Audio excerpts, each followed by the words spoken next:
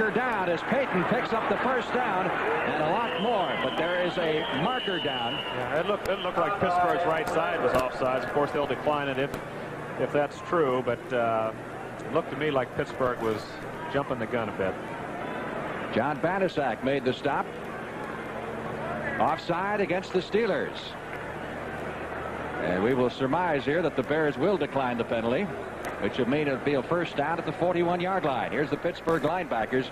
Couldn't find three better in all of professional football. The Messrs. Ham, Lambert, and Cole. Number 56. Defense. Decline. It was Robin Cole, the linebacker, who was offside. Here's the Pittsburgh secondary. You've had a little experience throwing into that group. Yeah, it's a good secondary. They're excellent tacklers. They do a good job against the run, Pittsburgh, because their cornerback supports so well, Blount and Johnson. Payton on the pitch.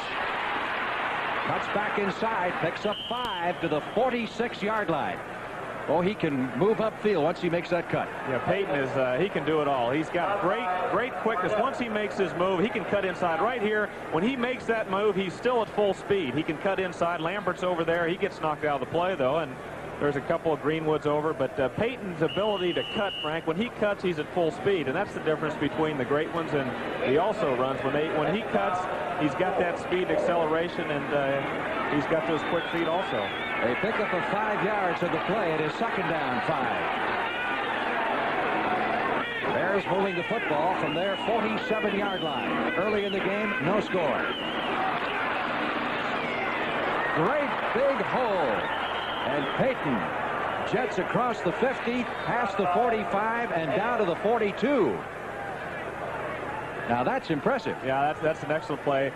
They're going into the middle a little bit. Greenwood is jumps just a tad. They don't call him there, but he's still off balance there.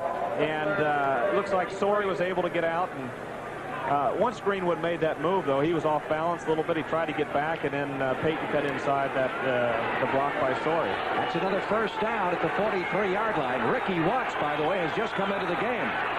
So he must have retreated to the locker room and got that ankle tape securely. He's in at a wide receiver right now. And Phipps is looking in his direction. Decides to go short instead and completes it at the 30-yard line to Suhey. Matt Suhey is down to the 25 and down to the 22, and the Bears are on the move. Well, Suhey came in there, and Robin Cole had him man-to-man, and Phipps laid it right out in front of Cole. Cole had Suhey man-to-man, but the ball was well thrown, and Suhey made a good catch. Cole was close behind. It was a fine throw and a fine catch.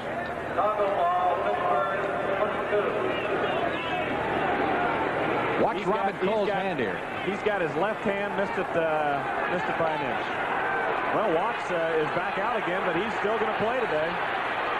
Suhey up the middle, down to the 20 to the 19-yard line. A pickup of 3. It's second down 7. There's Neil Armstrong, the Chicago Bears coach.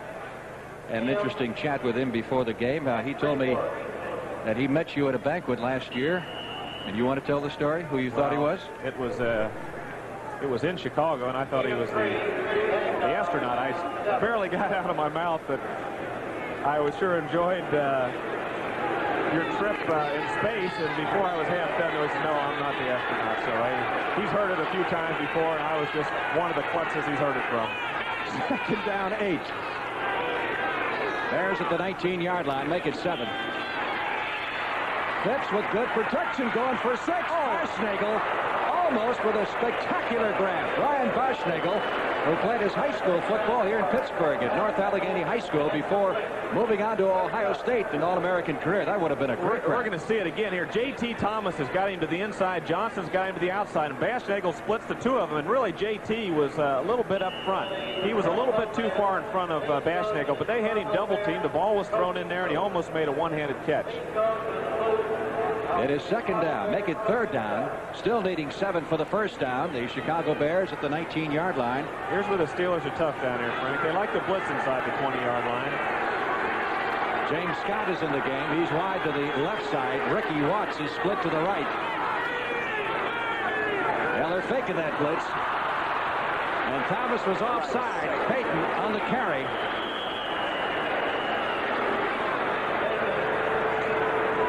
J.T. Thomas, 24. Watch it. Inside the 20, they like to blitz a lot. They like to fake the blitz. But here, of course, J.T. he's a safety that's going to blitz this time. You can blitz with linebackers or the strong safety, the weak safety. That time they were going to bring everybody, including J.T. Thomas, and he has to gamble on the count. He's got to anticipate the count, and as you saw, he did not anticipate the count. Impressive opening drive by Chicago. They go at the pitch to Payton, and Payton has the first down at the 10-yard line. Walter Payton, who has now rushed 4 times for 32 yards. And keep in mind that they haven't given up 100 yards rushing to a runner since back in 1977, too. Payton was supposed to play here in 75 as a rookie, was injured. That's the only start he would have had against the Steelers. Look at Alan Page. The man peeking around the corner there was Alan Page. He's anxious to get in the game, but he'd like to sit on the sidelines, let this Bear offense do the job. Bears could pick up the first down here inside the 1-yard line as they give it to Suhey. And Suhey carries it to the 7. That was just an inside handoff. I think they were faking Payton to the outside and didn't get much. Keeps them honest. Bears are hurting at that wide receiver position. They got people banged up all over the place, but the Steelers, of course, are not without their injuries either. As we mentioned, Joe Green is not expected to see action because of the flu. That gentleman is the Bears field goal kicker, Bob Thomas, who may be called upon here in a couple of downs. Second down. 7 to go for the first down. About 7.5 to go for the touchdown. Phipps dropped back at the 18-yard line by John Banasac, number 76, the right end. Well, that was a big play by Banasac. He came, he must have come around Albrecht. Can't quite see him here, but he made an inside escape. He faked to the outside and came inside at Ted Albrecht, number 64, and Banasac is created the 5th trap for the Steelers. The Steelers are down in traps this year. They've only had 4 going into this game, so that's number 5, and that came at a opportune time. That's in contrast to the Steelers. I should say the Bears 15. 3rd down. They're in that 3-man rush now. 3 men down, and they got the one lineman out. Bears from the 17-yard line. Move it to the 11, and that's going to be it. So Bob Thomas will be called upon to do his number as the trap certainly paid off. Williams, the pass receiver. Dave Williams, who was signed early last year as a kick returner and then saw all kinds of service because of injuries to Harper and other Bear running backs. Chuck Noll, the head man of the Pittsburgh Steelers. You called him, as I recall, one of the, if not the most underrated coach in football. Well, he doesn't get the fanfare that a lot of coaches do, and a lot of them deserve it, but he's right up there with the best. Of course, he came. 28-yard field goal attempt by Thomas is good. Right through the middle. He was the backup coach of the 70s behind Don Shula. Chicago Bears, an 80-yard drive culminating in that 28-yard field goal, and they lead the Steelers 3-0. Capacity crowd of 55,000 as you look at Frank Pollard standing a yard past the goal line. Bob Thomas with the kickoff, and Pollard takes this one 2 yards deep. Out to the 10, 15. Pollard at the 20. You'll notice he made very sure he hung out of that football. Steelers will take it at the 32. Well, Terry's had some sore ribs. He's wearing a flak jacket, and I asked him about it. The only problem I had, Roger, was pressing on the ribs, and it actually made them sore than if I just dressed like this. But I have to wear them to prevent me from breaking them, and it's not going to prevent them from hurting if I get hit. 1st and 10. Steelers' first offensive possession at their 31-yard line. There's a fumble, a loose football, as the ball was wrestled loose from Greg Hawthorne, and the Bears have recovered. And again, the old turnover bug bites the Pittsburgh Steelers on their first play from scrimmage. This is a fake Franco, an inside handoff to Hawthorne, and he just lost control of the ball. He didn't get hit. He just lost the football. And some Bear underneath there recovered it.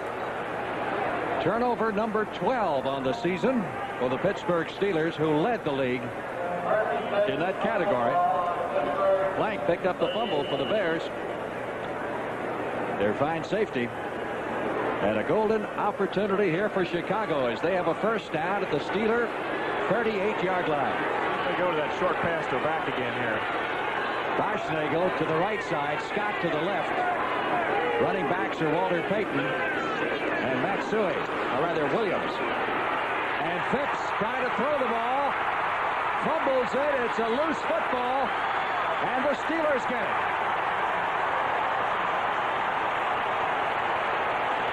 Well, that's first, now comes the question: was his arm going forward or back? They kept both. They were going for the bundle here. They kept both backs in blocking right there, and Payton's man Cole got away and got around Payton and caused the fumble. So the turnovers are even at 1 apiece. The Steelers have a football, and when we come back to Pittsburgh, they'll have a 1st and 10 at the 50. Blitz on first down. They were coming, and Phipps kept both backs in. They had to block the blitz, and Cole got around Payton and caused the fumble. His arm wasn't going forward. It's a good call by the referee, and Big Jack Lambert recovered the football. Steelers 1st and 10 from the 50-yard line, trailing here in the first period by a score of 3-0. The fake to Franco Harris. Hawthorne at the 35, down to the 25, and out of bounds at the 17. Greg Hawthorne, the second-year man from Baylor. Watch the inside fake here by Bradshaw. Holds Hicks, the linebacker. Watch Hicks hold right here. He's looking, but he's got coverage. He's got coverage in Hawthorne. Hawthorne runs an out route, and then he breaks downfield, and Hicks is looking for him. The inside fake held him. Hawthorne made a nice catch downfield, and that was the play. The inside running fake was the key to the play. Hawthorne is starting his second NFL game today. He's filling in for Sidney Thornton, who is out with a neck sprain. Hawthorne it is again. This is a young man that the Steelers have high hopes for as the eventual successor, not to Thornton, but to Franco Harris when Franco retires. They figure eventually he will team with Thornton to give the Steelers a great 1-2 punch at the running back spot. Pittsburgh backfield, the veteran Franco Harris, one of the all-time leading rushers in the NFL, coupled with Hawthorne. Smith, of course, is filling in at one wide receiver slot for Stallworth, who's out with an injury. And you'll notice also John Kolb is out of the starting lineup for the Pittsburgh Steelers. He's got an ankle injury. 2nd and 9 from the 16. Bradshaw almost intercepted as Gary Fensick, number 45, had his hands on the football. Swan was in the area. Good coverage by Fensick was back there helping Terry Schmidt a little bit. Terry Schmidt was also covering Swan well, but Fensick was back. They were double teaming Swan and did a good job. Take a look here at the Bears front four. Dave Hampton has been a strong point. Bears defense is ranked near the top all year thus far in the NFL statistics. It's two of the best safeties in the game in Fensick and Plank. 3rd down. Pittsburgh needs 9 for the first down. Ball is at the 16-yard line of the Chicago Bears. Bears faking a blitz there, and we get a whistle prior to the snap as flags go down all over the place. Start, number 74, offense. 14. See Penny on the left side of your picture moving his body. That's a no-no. Can't do that at offensive lineman. 3rd and 14 from the 21-yard line. Got Smith to the corner. Smith it is. Touchdown. Well, I tell you, that's confidence. Allen Ellis was over there, and again, Plank was over there. They were doubling Smith. Smith made a good move to the inside, and Ellis should not have gone for that fake to the inside because he had Plank over there helping. It just was a mistake. Ellis, Bradshaw had enough confidence in Smith and drilled it in there. Perfect throw, and it was a good route into double coverage. 6 minutes, 14 seconds left to play in the opening period. Barr on to try the extra point. Colquitt to hold. And the kick is good. And the Steelers take the lead midway through the first period of play. 7-3 back at Three Rivers Stadium right after this. For the record, Terry Bradshaw's first touchdown pass ever against Chicago. His 10th straight game, he's thrown a touchdown pass. Here's one of the strengths of Bradshaw. He's got such a good release, and you got to put that ball on a line, because Ellis was over there and Finsick was over there also, and you've got to drill it in there. You can't lay a pass up like that and be knocked down. Bradshaw has the strength to drill it in there, and that was the difference in the touchdown. So Bradshaw's now gone for the cycle. The Bears, prior to this, the only team in the league he hadn't thrown a touchdown pass against. Suey up the middle, 20, 25, 30, running hard out to the 32-yard line. Ex-Penn Stater getting a lot of work. Zach Valentine making the stop off the Steelers special unit. There's Bradshaw getting briefed. Payton bounces out across the 35 to the 36-yard line. Of course, you never made the clipboard, did you? When you came to the Cowboys, you were first string automatically, so you were automatic headset, weren't you? I went right to the headset. Think you missed anything? It's a big jump. 2nd and 7. This telecast is presented by authority of the National Football League. It's intended for the private use of our audience, and any rebroadcast or other use of this telecast without the express written consent of the Pittsburgh Steelers and the National Football League is prohibited. Ball is at the 35-yard line. Steelers faking the blitz. Phipps back to throw it. Sees a hole up the middle, runs it out to the 40, and slides to a halt at the 45-yard line. That's enough for a Chicago Bear first down. I imagine you don't have too many fond recollections of this stadium, particularly your game here last year with the Cowboys. I remembered the game for 3 quarters, and then I remembered going to the airport on a bus after L.C. Greenwood put the lights out. L.C.'s their leading pass rusher, and I was stumbling like Phipps was running well that time. I stumbled for a first down and got hit by L.C. Quick pitch to Payton. Marker on the play. Payton reaches the 48-yard line. Only 5 players in the history, as you get illegal use of hands against Chicago, only 5 players in the history of Three Rivers Stadium have ever rushed for 100 yards against the Pittsburgh Steelers. 1st and 20. Bears from their 35-yard line. 4:37 left in the opening period. Chicago trailing 7-3. Absolutely nothing there for McClendon. Willie McClendon, number 37, the second-year man from Georgia. John Banasek made a nice play there. Cincinnati's ahead of Houston in Cincinnati.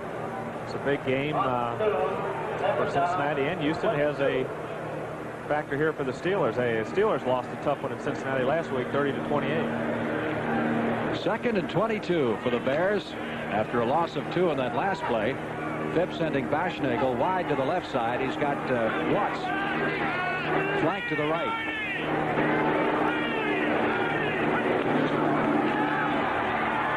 Good protection for Phipps.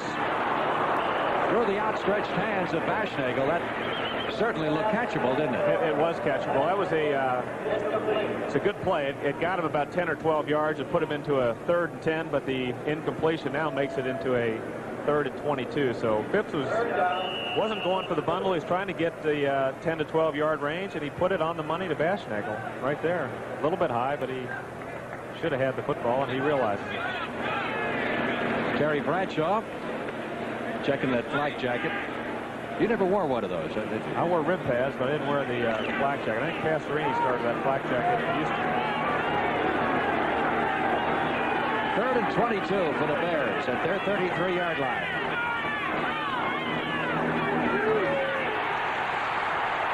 Great escape by Suey, but he picked up just a couple of yards. Banasek, number 76, broke through there and contained him, and then the reinforcements arrived on the scene. Banasek's all over the field. Traps, stop and runs, and he stopped the reverse that time. He caused the problem for Williams. Bob Parsons, who along with Bob Thomas forms the oldest in terms of longevity kicking duo, I guess, in the league. They've been around 6 years.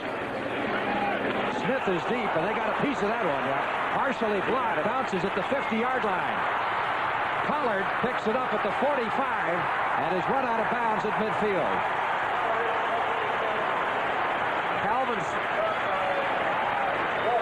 Calvin Sweeney gets a piece of this ball, number 85. He got... This is what a punter is supposed to do, right? Follow the play, and look at Parsons going downfield there. Yep, he has a lot to do with that tackle. Timeout here in Pittsburgh. Back after this.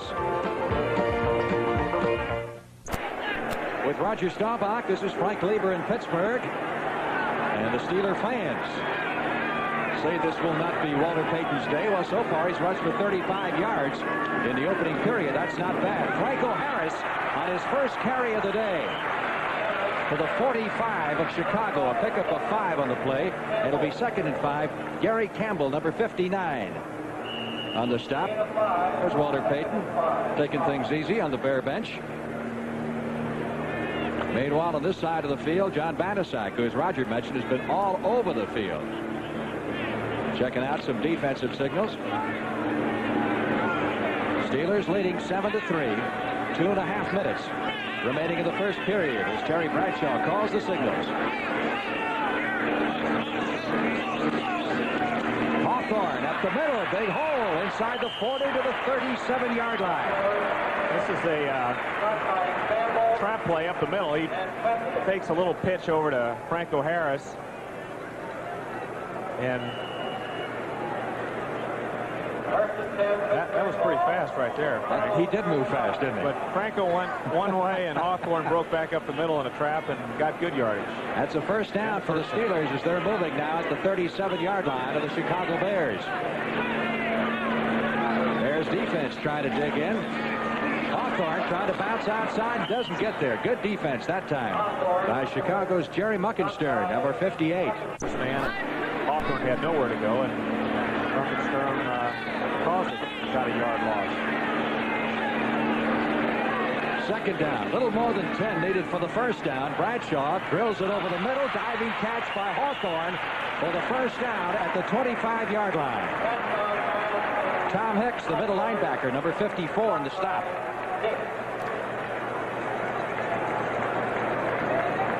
Bradshaw's back, and again, Hawthorne's coming around the corner there. He's to your right, breaking to the left, number 27. And ball's low, and good pass, and Hawthorne might have gone a long ways, but it was complete and good enough for the first down. Bradshaw's mixed it up nicely. He's 3 out of 4 for 66 yards. Under some pressure, he unloads the football in the general direction of Lynn Swann. Swann, who caught the longest pass of his career last week against Cincinnati, a 68-yarder. Pressure makes a difference in this play. Hartenstein, number 73, is coming from the other side over there, and he gets he's trying to hit Swann. Swann's trying to come back to the ball, and Terry Schmidt was close by. But at the pressure in the pocket caused that incompletion. 2nd and 10 from the 25-yard line. That's the best pass defense, Frank. That's what it is. A good pass rush. Seems to me I've heard that somewhere. Yeah. Swann to the right side, Smith to the left side. Terry's audible in this play.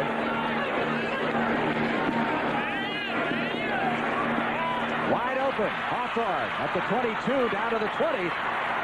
And drives forward to the 15-yard line. He'll be very close to the first down. What made you notice there he was checking off? Well, he saw something, and he was screaming out a change-up, and it either could be a color or a number while he was at the line of scrimmage. Clock running down the final 5 seconds of the first period, and there is the gun, signifying the end of the first period of play here at Three Rivers Stadium in Pittsburgh, Pennsylvania. The Steelers leading the Bears. Sard needed for the first down. Nose of the football just outside the Bear 15-yard line. Randy Grossman, number 84, the tight end, positioning himself to the left. Hawthorne gets the call and hurdles down to the 12-yard line to pick up the first. It'll be 1st and 10 from the 12. Now, talking about Terry Bradshaw, it has been said before, but back in 1970, when the Bears and the Steelers tied for the worst record in all of pro football, 1-13, they flipped a coin to see who would pick first, and that coin flip was called correctly by Pittsburgh. Otherwise, Bradshaw could be in a Bear uniform today.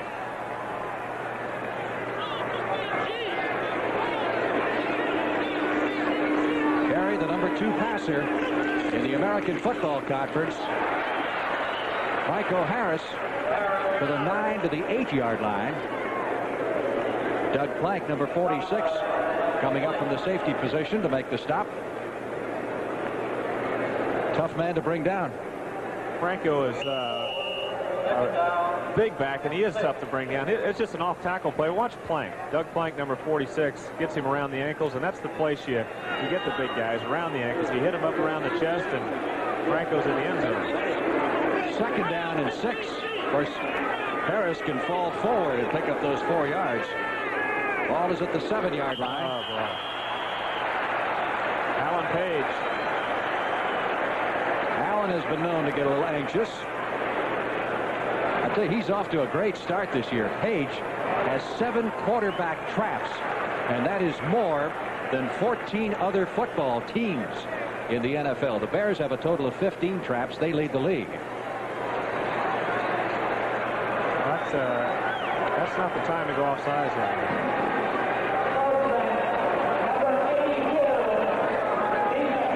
Half the distance to the goal, moves it down to the 4-yard line. It'll be 2nd and goal from the 4. Bradshaw sending Swan wide to the right side. He's got Smith split to the left. Harris and Hawthorne are the running backs. Terry wants to throw it, and he tried to find Swan. Swan had a handle on it for a moment, but Terry Schmidt was back there defending, number 44. I think Lynn almost had this, and he could have had it. Terry Schmidt, number 44, did get a hand in front of the ball, and he might have lost concentration on the ball or lost flight of the ball for a second, but it was catchable. 3rd down. Keep in mind now that the Steelers can pick up a 1st down a 1.5 yards away. It is 3rd down, 3 away from the touchdown. Grossman in motion. Franco Harris. Good play by Alan Ellis that time. He'll be close for the 1st down as Ellis, number 48, made the stop. This is a pitch out just to the left. He's got Grossman coming across leading, but Alan Ellis comes out of nowhere right here and puts a stop on a big bruiser, and it's short of the 1st down. That's an excellent play by Ellis that time. That's the difference between a touchdown and going for a field goal. Matt Barr, this will be from 20 yards. He's 3 out of 5 on the year so far. Perfect. Make it a 21-yard field goal by Matt Barr. So the Pittsburgh Steelers come up with 3 points out of that drive and lead the Bears 10-3 early in the 2nd period. Pittsburgh leading 10-3. Suey fading back to his 2-yard line. 10, 15, 20. Out to the 24, and we get a flag. Penalty marker on the play, and let's see what it's all about. Steelers are indicating that the flag is against the Bears. It's one thing you hate to see if your quarterback coming on the field is a penalty on that kickoff against your club. Yeah. Because it's bad field position is what it results in, a clip against the Bears. You know, the Steelers have good specialty people, and they have excellent backup people who are the specialty team, and Dwayne Woodruff comes in sometimes in 3rd down. He's a fine defensive back, number 49, and he's the one that came in and made the stop on that play on Suey.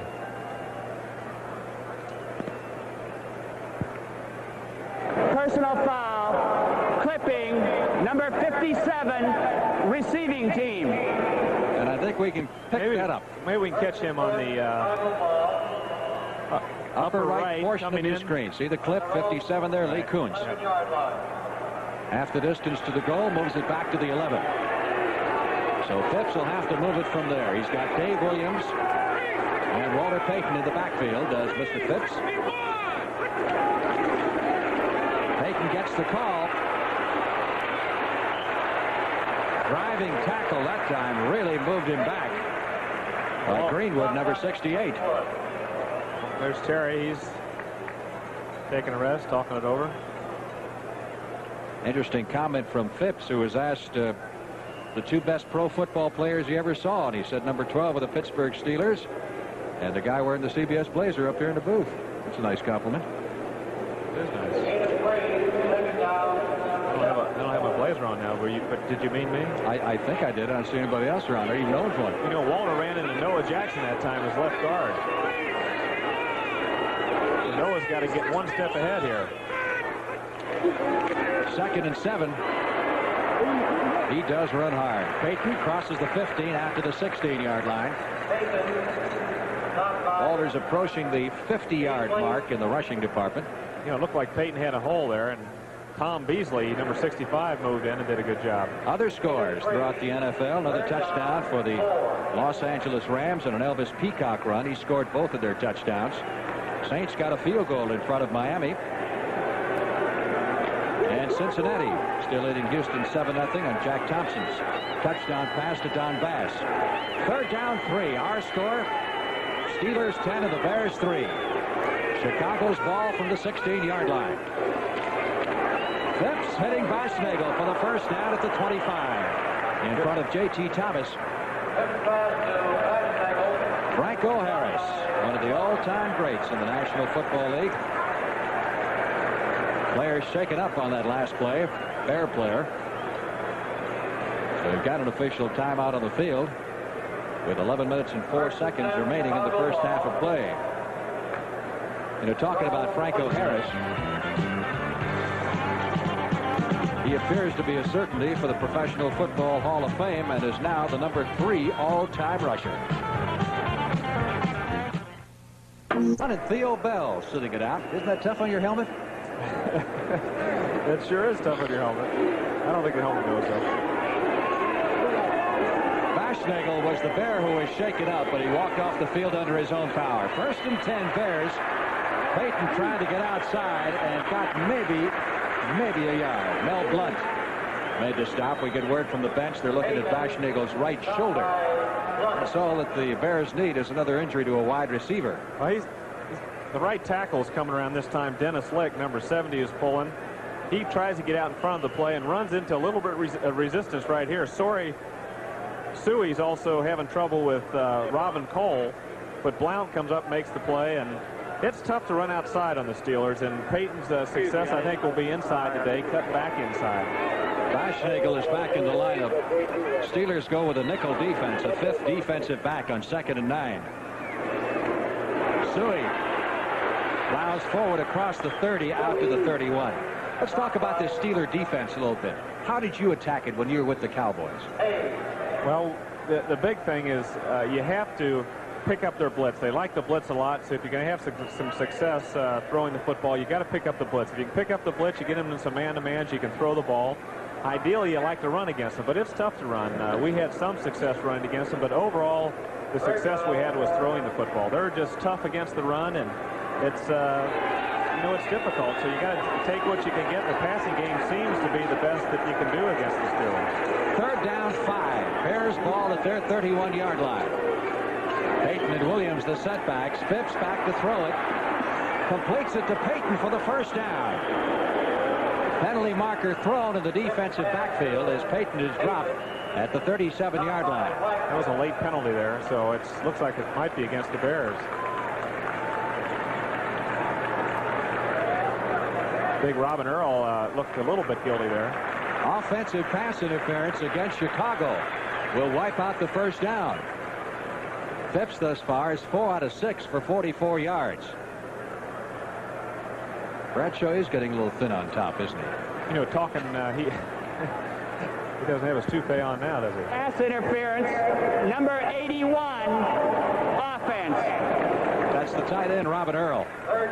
You know, as you mentioned before, how do you attack Pittsburgh? There's a statistic that's interesting. Last year in '79, there were only 2 teams that rushed for over 100 yards against Pittsburgh. So they are tough up front. They play that gap. See those guys? They're angled in here. Beasley and Furness. They got those bodies. They're playing a gap. They're trying to protect the gap so the linebackers have some freedom to roam and make the tackles. Bears now have a 3rd down and 15 from their 21-yard line following the walk-off for offensive pass interference. Phipps under pressure throws the ball behind Dave Williams, the intended receiver, and the Bears will have to punt it away. Williams, a one-time Dallas draft choice, who went on to play in Canada. And Bob Parsons comes in to do the punting. All those penalties kill you. The Bears have a first down. They're about the 34-yard line, 35-yard line. And the penalty sets them back. And now they're punting from the 20 and probably give Pittsburgh good field position. Not much wind here. Nice kick by Parsons. Jim Smith fades back to his 28. Up to the 30, 35. Trying to get to the sidelines. And is dropped at the 38-yard line. Excellent punt by Parsons. And good coverage by the Bears special units. When we go back to play, the Steelers will have the ball. 1st and 10 at their 38. 29, so there was a lot of yardage gained by the fine punt and also the penalty by Chicago. Bradshaw trying to get him revved up again. Hawthorne on the delay. Across the 30 out to the 33-yard line. Mac Hartenstein, number 73, and the stop. Of course, if Phipps continues to have problems, you might look for number 8 sitting on the Bear bench, Vince Evans. Vince Evans came in last week against Minnesota. He had his moments. He had some tough moments also, but he threw about an 89-yard touchdown pass to Ricky Watts. So he about beat the Cowboys last year, didn't he, in Dallas? He did. He threw a couple of touchdown passes, and he's got a fine arm, and they're looking for a bright future for Vince. Second down. Steelers need 5 for the first down from their 34.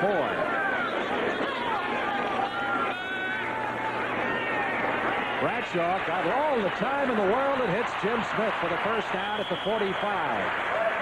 Yeah, you give any quarterback that much time and he's going to hit one on you. Well, the defense also, they had Allen Ellis was coming up into kind of a short area.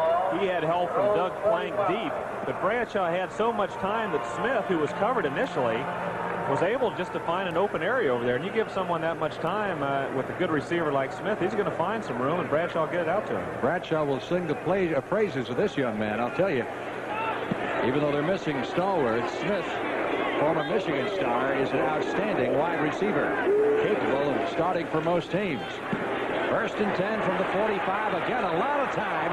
And Bradshaw overthrows Lynn Swan, the intended receiver, down at the 35-yard line. Finsick back there defending. Finsick that time had a beat on Swan. He was looking at Swan, looking for the ball to come in there, and he didn't realize it was overthrown because it hit him right in the shoulders.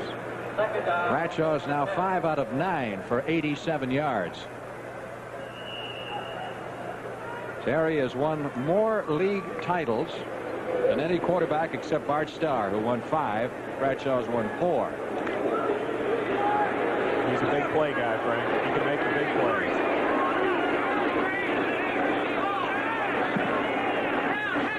Second and 10. He's got a little audible going here.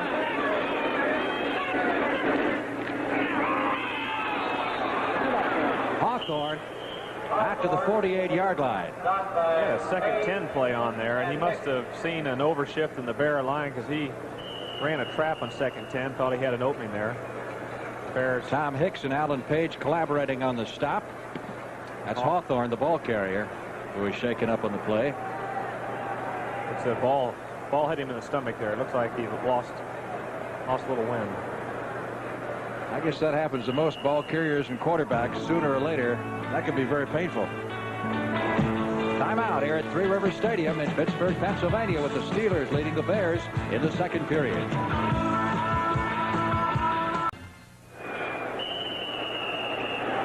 Third and 8 for the Pittsburgh Steelers at their 48. The venerable Rocky Bleier, number 20, has replaced Hawthorne, who seemed to be all right. Bradshaw trying to dial Smith, and he gets him at the 32-yard line. Jim Smith with a big catch and a big first down. What a great play there. That's football. That was a fine play. He had Finsick on him, and also Winford Gaines came in on third down for Chicago, so they had an extra back in there, and watch Smith catch it in between both of them. Good concentration. He knew Finsick was going to hit him, but he still hung on to the football, and he beat Gaines on the play. The kind of receiver you got to love.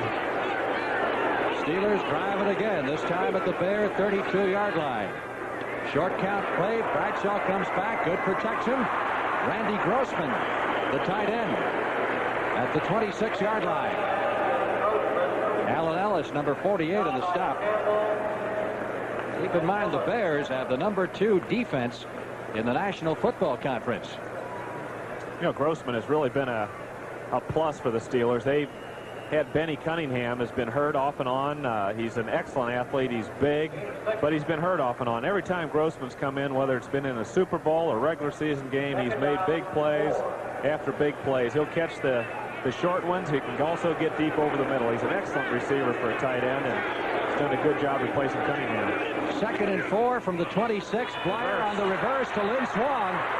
And Swann has no place to go as he's dragged down by Gary Campbell, number 59.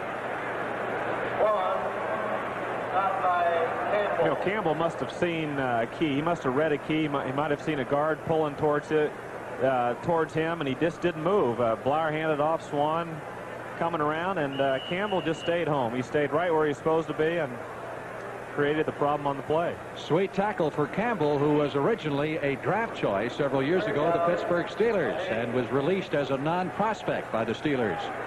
Eventually gravitated to the Bears. There's a big 3rd and 8. They bring in an extra receiver here. Calvin Sweeney's in on the left side, and Swann and Smith are on the right side. Ball at the Bear 29. Bradshaw, good protection. There it is. Touchdown. Jim Smith with his 2nd touchdown of the afternoon. Oh, he just split that secondary. And Bradshaw's running down there to shake his hand. I don't blame him. He ought to be down there shaking his hand. Smith has beat him to the outside.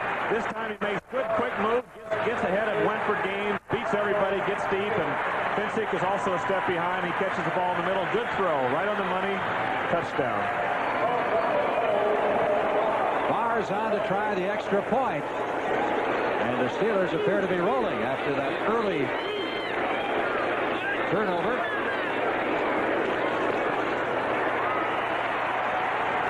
That makes it a 17-3 game. Take another look from the end zone. Yeah, here's Bradshaw. He's going back. He's looking the whole field. Then he's coming back. He's looking to the left, and he comes back to the right to Smith, and Smith is down the middle, and he's got him beat.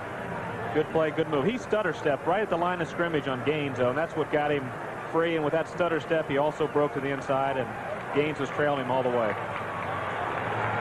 Jim Smith getting his big opportunity with Stallworth on the injured list. Stallworth is sidelined with a cracked shin bone and is on the 4-week list. But Smith is a draft pick out of the University of Michigan who has done extremely well for the Pittsburgh Steelers. Kick return guy and backup wide receiver, and a good man to have in your club. 2 touchdowns for Smith this afternoon. He's got a touchdown pass. It's the first time that Smith has scored 2 touchdowns in a single game for the Pittsburgh Steelers. So it's got to be an exceptionally big thrill for him. So the Steelers are firmly in command now. 7 in the first period, 10 here in the second, which has 5 minutes and 5 seconds remaining, and a 17-3 advantage over the Bears.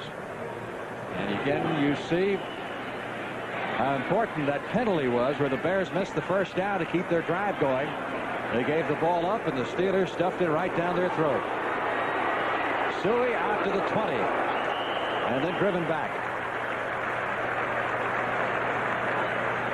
Now there's Jim Smith. Before the game, I was asking Terry, with Stallworth out of there, could Smith do the job? Jim Smith is as capable. I know that's hard to believe for the viewing audience, but here's a kid that has all the ability and the speed and the strength. He's stronger than John, has as good a leaping ability, and we have not altered our passing attack whatsoever. I believe firmly if you work on something from July to right now, people you put in there are supposed to take up the slack, and I'm not going to change my passing attack because we have a guy out. So they know this. Smith knows it. Sweeney knows it. If they're open, I'm going to try to get the ball to them. I don't care who they are. And so we haven't altered it one bit. Walter Payton on the receiving end of that pass from Mike Phipps, picking up a Bear first down at the 39-yard line. You feel the Bear strategy is going to be to throw to the backs today? Well, we were talking about Smith being a fine receiver, and Of course, Walter Payton's a great receiver. And yes, Frank,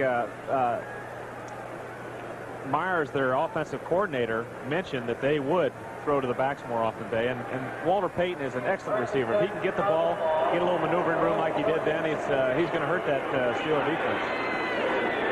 Payton it is with Noah Jackson as his escort, but not much there. Just couldn't quite get to the corner. Jack Lambert, number 58. And Jack Ham also over there. Mike Phipps, 5 out of 8 so far, total of 62 yards in the afternoon. You know, Pittsburgh has given up 3 yards on a rushing play and 6 yards in a passing play. So on first down, a short pass, 5 or 6 yards, your odds are better to throw the football, and it's a good piece of strategy. Second down, 11. Bears from their 39-yard line. High formation, Suey and Payton behind Phipps. Gets it away, incomplete. Intended for Scott at the 45-yard line. Mike Phipps made his NFL debut against the Pittsburgh Steelers here at Three Rivers Stadium as a member of the Cleveland Browns in his rookie year. There's the play being sent in. They're utilizing the wide receivers, Ricky Watts in this case, number 80. So it'll be a 3rd and 11 upcoming for the Bears. They got to get something going offensively here. They do. It's the Steelers are really shifting people in and out. They've got the 3-man rush this time with 4 linebackers. They've got a blitz look right now. Everybody's up close to the ball, but they're coming out of it. So they fake the blitz. Phipps going long for Watts. Couldn't find it. He was well covered by Ron Johnson, and also J.T. Thomas is over there. So it would have had to have been an unusual throw and an unusual catch, because he was well covered inside and outside that time. He's going deep. He's going for it all. Johnson's got him to the outside. J.T. Thomas is in there. Casey breaks back to the middle, and the ball's thrown outside, and Johnson almost made an interception.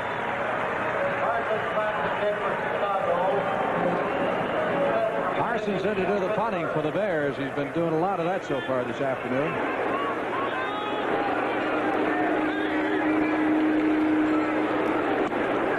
And that man, Jim Smith, is deep. Fine punt by Parsons. Drives Smith back to the 11.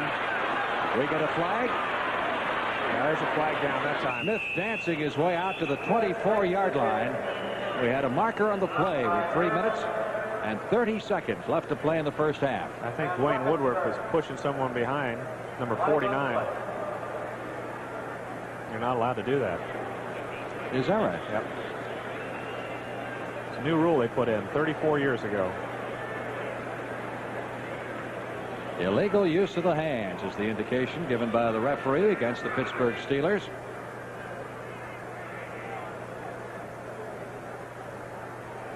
And we'll get the official call here after the referee, Jerry Seaman, steps off the yardage, which will put the ball back at the 10. Illegal use of hands, number 44, receiving team. That's Frank Pollard, number 44. Pollard. Rookie from Baylor. There's Mean Joe Green, who caught the flu bug this week. Missed practice a couple of days. They said he lost 5 pounds, still rather weak, but still a pretty darn good football player. First and 10 for the Steelers at their 10-yard line. Bears just haven't been able to stop him. Bradshaw's had all day to throw the ball. That could have been disaster. A bullet right at Fensick. I don't think he even saw Fensick. No. Fensick was kind of sneaking there behind the line of scrimmage and into a short area, probably playing the a screen pass, and Bradshaw drilled it downfield, and the Fensick jumped up and almost intercepted it. You know, the Bears say that their duo back there, Fensick and Plank, is equal or better than the Cowboys' great duo of years gone by of Waters and Harris. Well, there's a lot of fine duos back in the secondary of some teams, and Fensick and Plank can hang in there with the best of them. Second and 10. Bradshaw 8 out of 13. Big hole, open up the middle. That's out to the 21-yard line, and really Motoring through there is Russell Davis, number 45, who is the leading ground gainer for the Steelers during preseason. Second-year man and missed virtually all of last year with injuries. First down, Pittsburgh at the 21-yard line. That was an excellent call on second down. It was just a trap, 2nd and 10, and they got enough for the first down. Hawthorne, you'll recall, was shaken up in the last series of downs. So he's getting the rest. And so is Franco Harris. Got Rocky Bleier and Davis in there right now. There's the time remaining in the first half of play with the Steelers firmly in command, 17-3. You know, the inside handoff that time into the middle of that line, that Steeler offensive line has really been something special. They got a bunch of weightlifters there, including Mike Webster, who probably leads the weightlifting on the team, and his arms are bigger than my legs. They got a fine interior line, and John Cole was out with Ted Peterson in there at left tackle. Other than that, the line's intact, and it's a good one. 2nd and 8. Webster won the NFL Strongest Man contest on CBS earlier this year. Oh! Intercepted over the middle. Gary Campbell down to the 25 and out of bounds at the 23-yard line. That could be a very, very important play for the Chicago Bears, who needed something big to happen to get back in this game. He's back here now. He sees Swan well covered, but he throws a sidearm right here. Right, watch him. He throws a sidearm, loses, didn't see Campbell. Campbell makes a nice play, steps in front of Cunningham, and there he goes.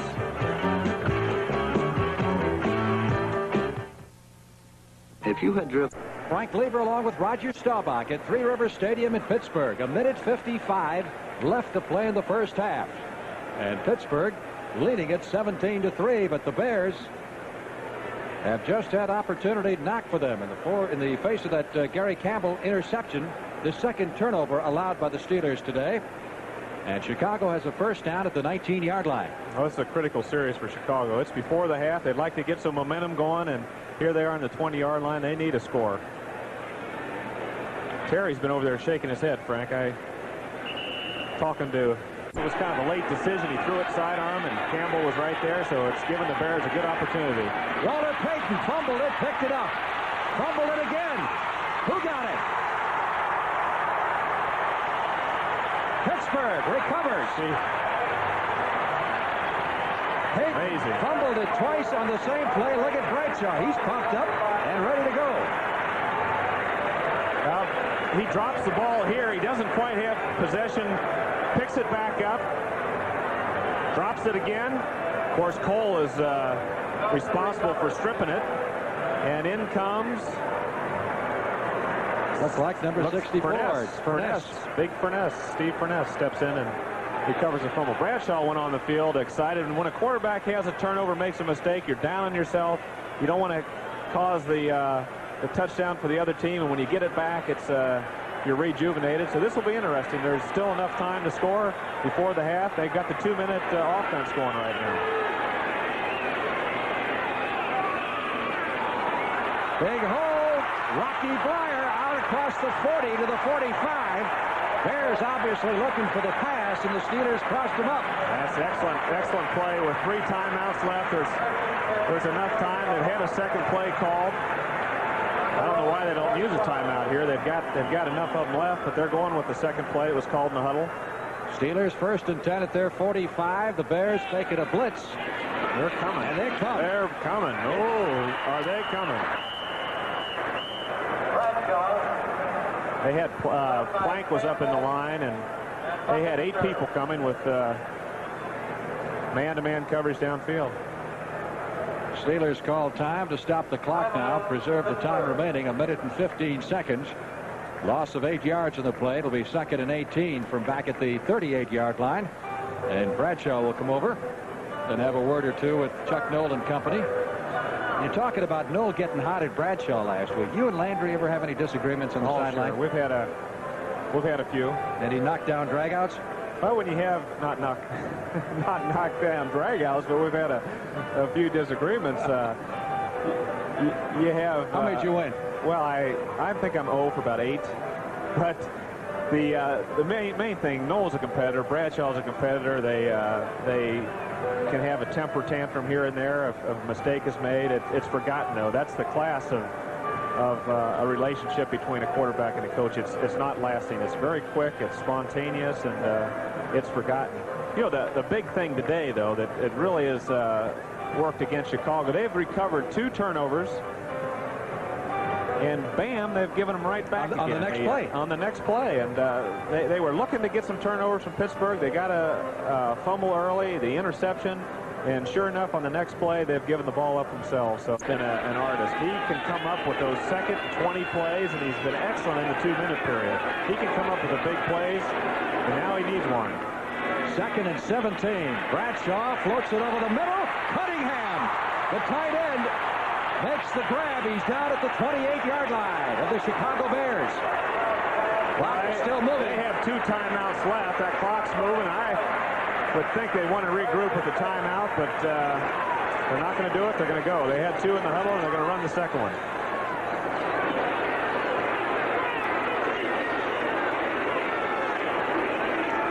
Flag down as Bradshaw pumps it once and then is decked.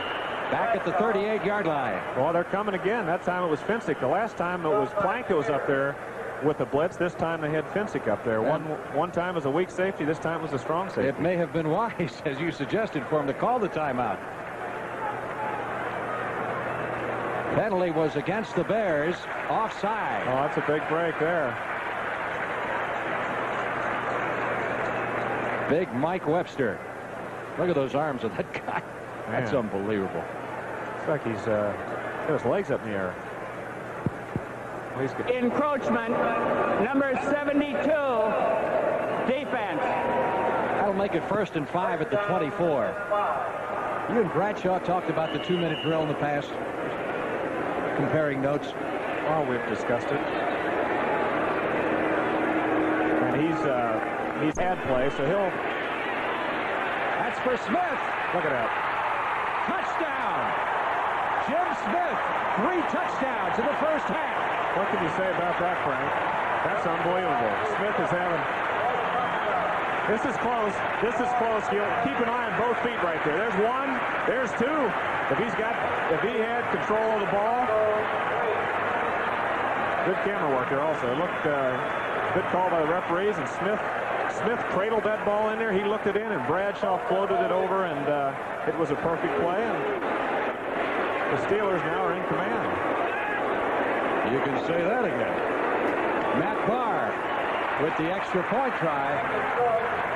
1:55 to go. The Bears are on their 20. They go and score, make it 17-10. The turnover causes a 24-3 score, and it happens that fast. Yeah, 14-point swing, you might say. And there's the man who's been responsible for 18 of the Steelers' points this afternoon, Jim Smith. Boy, he's going to get John Stallworth well quick. That has a tendency to heal people, doesn't it? Steelers are using 3 wide receivers in a lot of situations, and when Stallworth's back, you got Smith, Swan, and Stallworth. It's pretty tough to defense when you got a guy like Bradshaw throwing to him.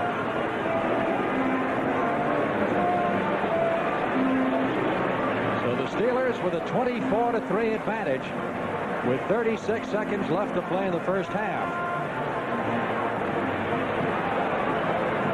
Bears pass defense coming into this game one of the best in the league, and Bradshaw has pretty well shredded them. 10 out of 16 for 200 yards in the first half.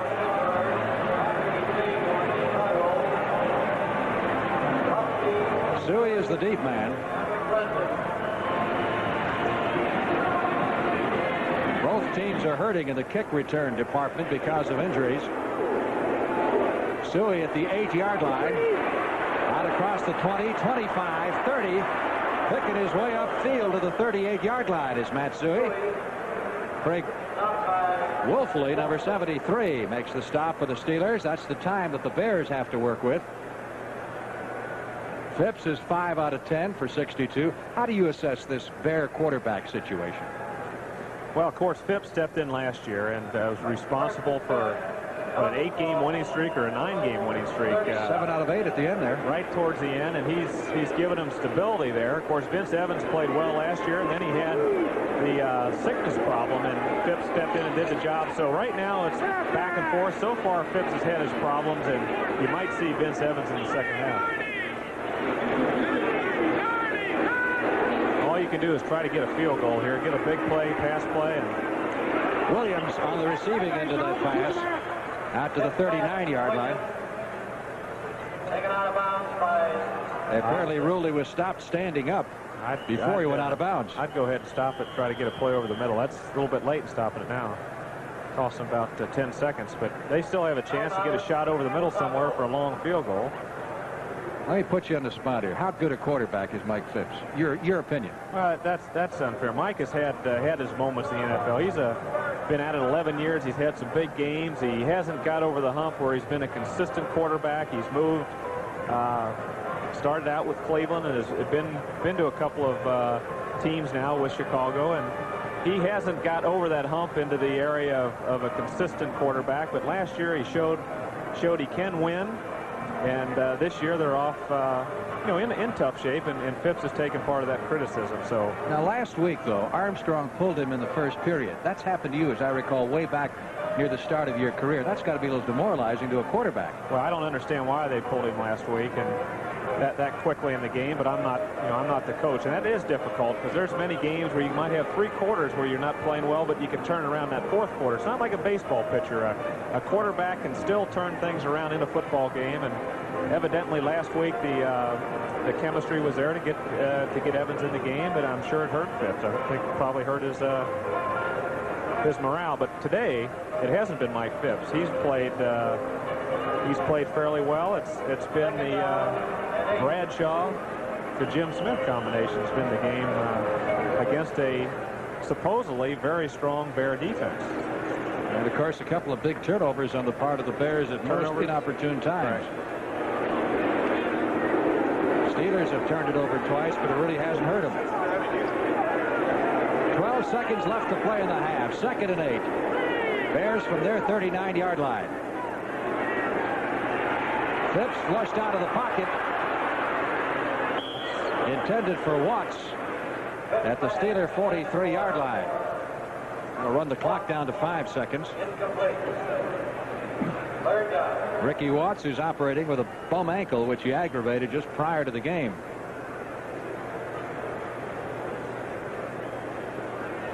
The year that Walter Payton came up, Cowboys had a chance to draft Payton. They picked ahead of the Bears. That would have been nice to operate in that backfield, wouldn't it? Well, that was an interesting year. That was when Bartkowski, they traded draft choices between Baltimore and Atlanta. And Atlanta took Bartkowski, and the Cowboys took Randy White. And Payton was actually drafted 4th. Ken Huff was picked before him by Baltimore. Whatever happened to him? On 3rd and 8, Phipps over the middle, intended for Boschnagel at the 35-yard line. 1 second. So we'll have time for one more play. Speaking of Payton, too, Walter needs 62 yards today rushing to move past Leroy Kelly into 7th place in NFL history. He has 39 yards in 10 carries. Most of that came in the first period. In the second quarter, Bears haven't had the football that much. Been 1-2-3 punt. Talked about Pittsburgh being thrown on, but one thing that sometimes you forget, that Pittsburgh's offense has been so good, they've got ahead of teams, and the other teams have had to throw on them. So they can work both ways, and the secondary of Pittsburgh is not as vulnerable as the statistics indicate. A rainbow downfield, thrown up for grabs and intercepted as the half ends by Mike Wagner, number 23.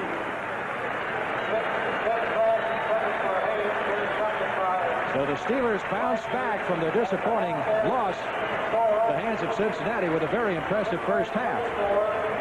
Here at Three Rivers Stadium in Pittsburgh, Pennsylvania. 7 points in the first period, 17 in the second.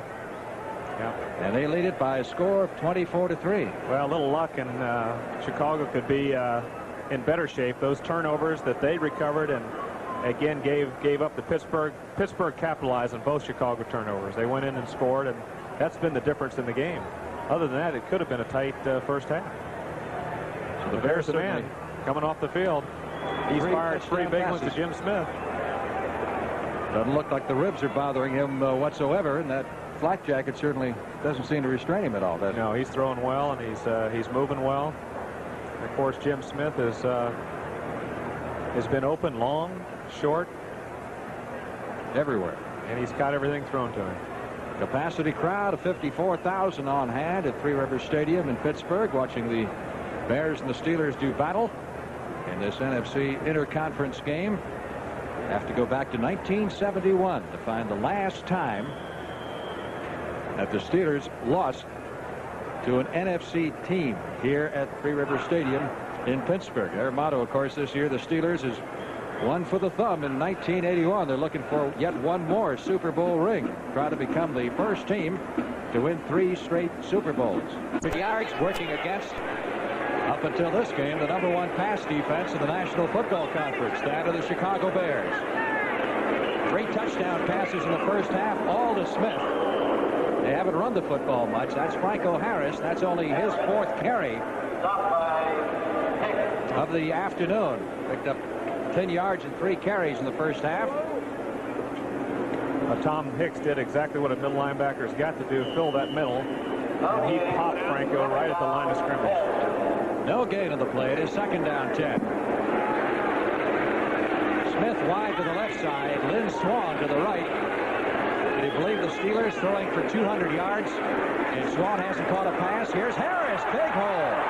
Across the 50 into Bear territory to the 47-yard line. Great move to the inside by Franco Harris.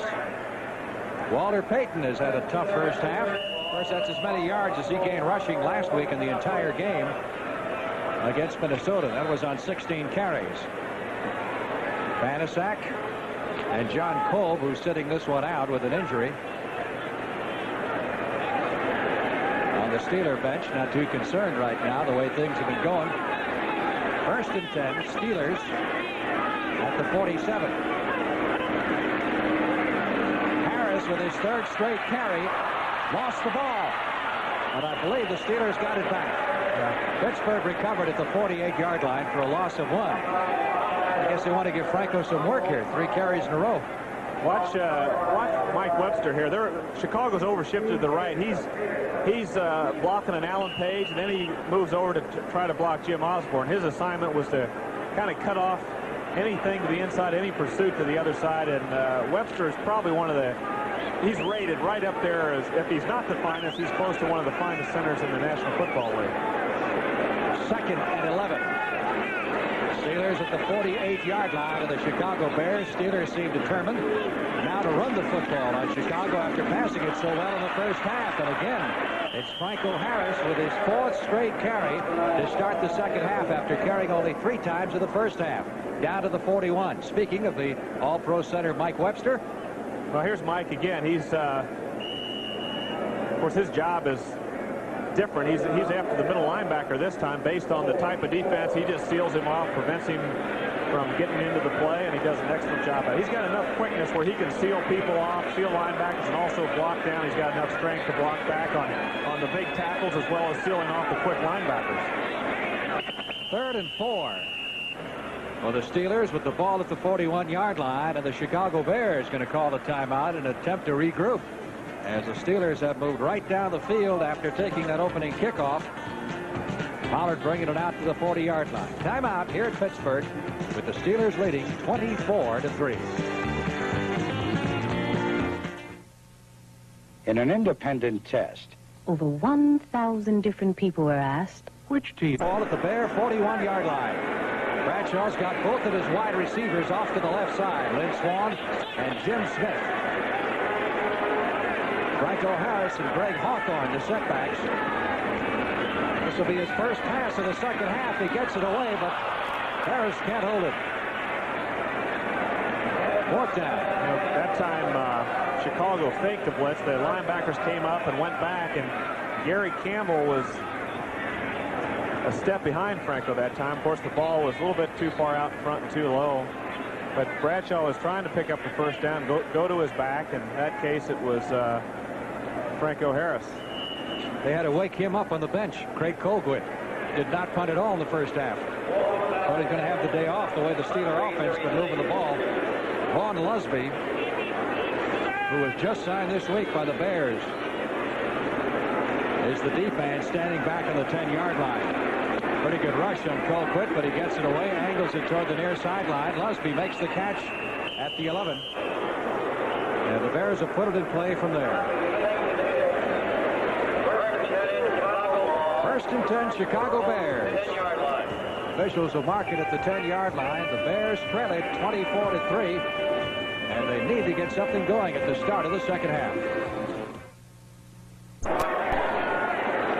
Phipps was 6 out of 14 for 64 yards in the first half. He was sacked twice and 1 intercepted. Matt Suhey picked up at the line of scrimmage. No gain on the play. Right. Yeah, Jack Ham was in on that play, and Robin Earl was trying to turn him out, block on him, and Ham held his ground. Ham is just a tremendous linebacker. He was hurt last year towards the end of the year. He's come back strong this year. He's excellent against the pass, and he's strong enough against the run, and he does not get intimidated by big Robin Earl and makes the play. 2nd and 10. Baschnagel to the left side. It's like Chris Haynes is flanked to the right this time as Phipps goes back to throw it. Payton at the 5, 10, 15, up to the 19-yard line. Like somebody got him in the back there, which disturbed him a little. That was a good play. I think Chicago ought to try a little bit more of the quick flare, the quick screen out, give Payton some running room, let him run with the football. This time Phipps is looking downfield, but he has a play designed over to Walter Payton. Robin Cole comes up, but Payton gets away from Cole, and then Robin Earl is downfield blocking on a couple of people, so it took Mel Blount to make the stop. But Payton has the freedom out there. He can do a lot with it. 3rd down. Bears still need 1 for the first down at the 19. He's got it. Phipps in the quarterback sneak across the 20-yard line, picks up the first down. Well, you're down 24-3 at the start of the second half. I guess you don't necessarily come out throwing, do you? Well, it's the two clubs that most people figured at the start of the season would fight it out for the NFC Central. But Detroit, quite obviously, has gotten into the act. Nice fake to Payton. Looking long, and then elected to go to the short man, Suhey, at the 23-yard line.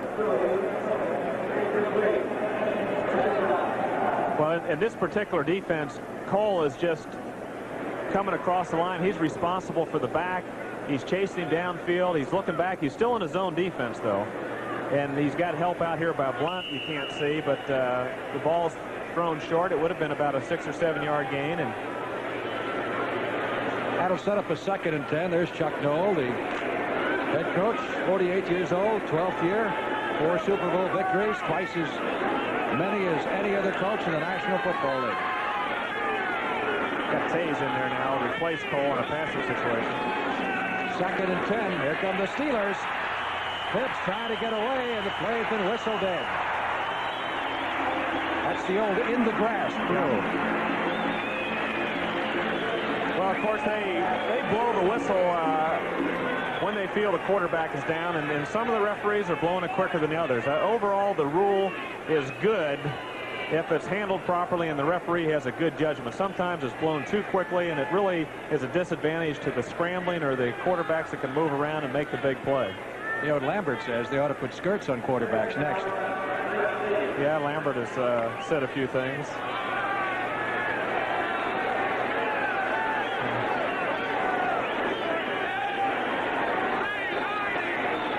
Third down at 19.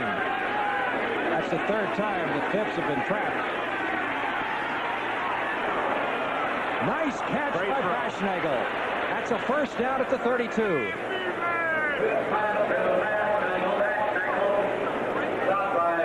Yeah, when you hear the word zone defense, all it is people going back to their areas of responsibility. They've got an area. They're looking at the quarterback. They're looking. Lambert's just a little bit short that time. So is Tays, and the ball's thrown right over the linebackers in that hole between the linebackers and the secondary. Great throw by Phipps and a nice catch by Baschnagel. Terry Bradshaw looking on. A little crick at his neck there. He's not real excited right now. No. Those aches and pains, I'm sure those ribs feel a lot better, though, when you're leading 24-3. First and 10. That was a big play by Phipps. And by Baschnagel. A fumble. Who got it? Pittsburgh has recovered at the 32-yard line. Peyton losing his second fumble of the afternoon. Yeah, they're having some trouble. Jack Ham, number 59, on the recovery. Watch this. The problem begins right here at the handoff. Peyton doesn't have the ball, or he's either grabbing for it. He just doesn't get the handoff. The ball squirts loose, and Pittsburgh has got another turnover. Now it's the third time the Bears have given it away. What do they say against the good football teams? You just don't make mistakes like that. Well, the last time they gave it away, Pittsburgh took advantage of it. Now we have a baseball score here. All right, the Yankees' magic number coming in was 3. So by that victory, they would reduce it to 2. Should Baltimore lose, it'll be down to 1. First and 10. Steelers with excellent field position after the fumble recovery at the 33. Nice fake to Franco Harris. Bradshaw tried to find Lynn Swann. Vincent's going to get the flag on him. Trailing him was Fensick. Blank was also down there. Pass interference. Looks to be the call. Oh, he steps up here nice, doesn't he? Yeah, he does. He drills it too. He throws that thing on a string. But they're gonna evidently Swann pushed off on Fensick, and they're gonna give that penalty to Lynn Swann and the Pittsburgh Steelers. Offensive pass interference. That's got to be a big break for the Chicago Bears, who need something good to happen for them. Swann needs one more touchdown pass to equal Buddy Dial's all-time team record of 41. Pass interference, number 88, offense. You know, the receivers have a lot more freedom downfield. That's why you see a lot of yardage in the passing game. Once they get past 5 yards, they can't be hit, but they also cannot push the defenders. It's like playing basketball, guarding a guy in basketball. They cannot charge into him. In that case, Swann pushed off Fensick and got called for it. Ball is back at the 42. Now it's a first and 20. Franco Harris. Oh, great cut. Down to the 25 and inside the 20-yard line. Alan Page finally ran him down. Franco Harris, who this season passed Jim Taylor, and is now the number 3 all-time rusher in the National Football League. This is just a toss to the left side, to the weak side. It's away from the tight end. He's got blocking. Greg Hawthorne's out in front of him. He's got Ray Penny, number 74, over there. And he cuts back against the flow. And a big man like that runs that smooth is awesome. He's got off to a little bit of a slow start this year, but last week he showed some signs. He made a couple nice long runs, and today he's running well again. He has had 7 1,000-yard rushing seasons. First down from the 18. They're going to give Franco some work after he carried for just 3 times for 10 yards in the first half. He has now carried 6 times here in the second half and has picked up a total of 58 yards rushing, and is suddenly catapulted to the status of the leading rusher in the football game. Well, Franco is not a scat back. He's not a scat back by any means, but he's very fast for a big man. He also keeps those feet close to the ground. He's got good balance, and he runs with power also. Those ingredients have made him, I guess, the 3rd leading rusher of all time. Second down, 8. Bradshaw caught from behind as he tried to move it outside. There was Jerry Muckenstern, number 58. There was a foul up there, Frank. Something went awry, and Bradshaw got caught missing the handoff, but also caught Chicago in a blitz. Muckenstern was in there on the blitz, and Terry's saying to somebody, what went wrong there? Was it me, or who did it? Muckenstern, number 58, was coming across in the blitz, and he caught Pittsburgh in a missed assignment. No one touched it. Third down. Steelers need 14 for the first down. They've got 3 wide receivers in there. Calvin Sweeney, number 85, has replaced The tight end Grossman. Bradshaw back to throw it. Protection is good. Lynn Swann out of bounds at the 6-yard line. First down. That's his first catch of the day. You know, you got Vaughn Lusby's in the game. He's right over Swann. He's hitting him in that 5-yard area. But Swann, once he gets past that 5 yards, it's free game, and he breaks off of Lusby about 12 to 15 yards downfield, and Bradshaw has enough time, gets it out in front, and it's a fine football play.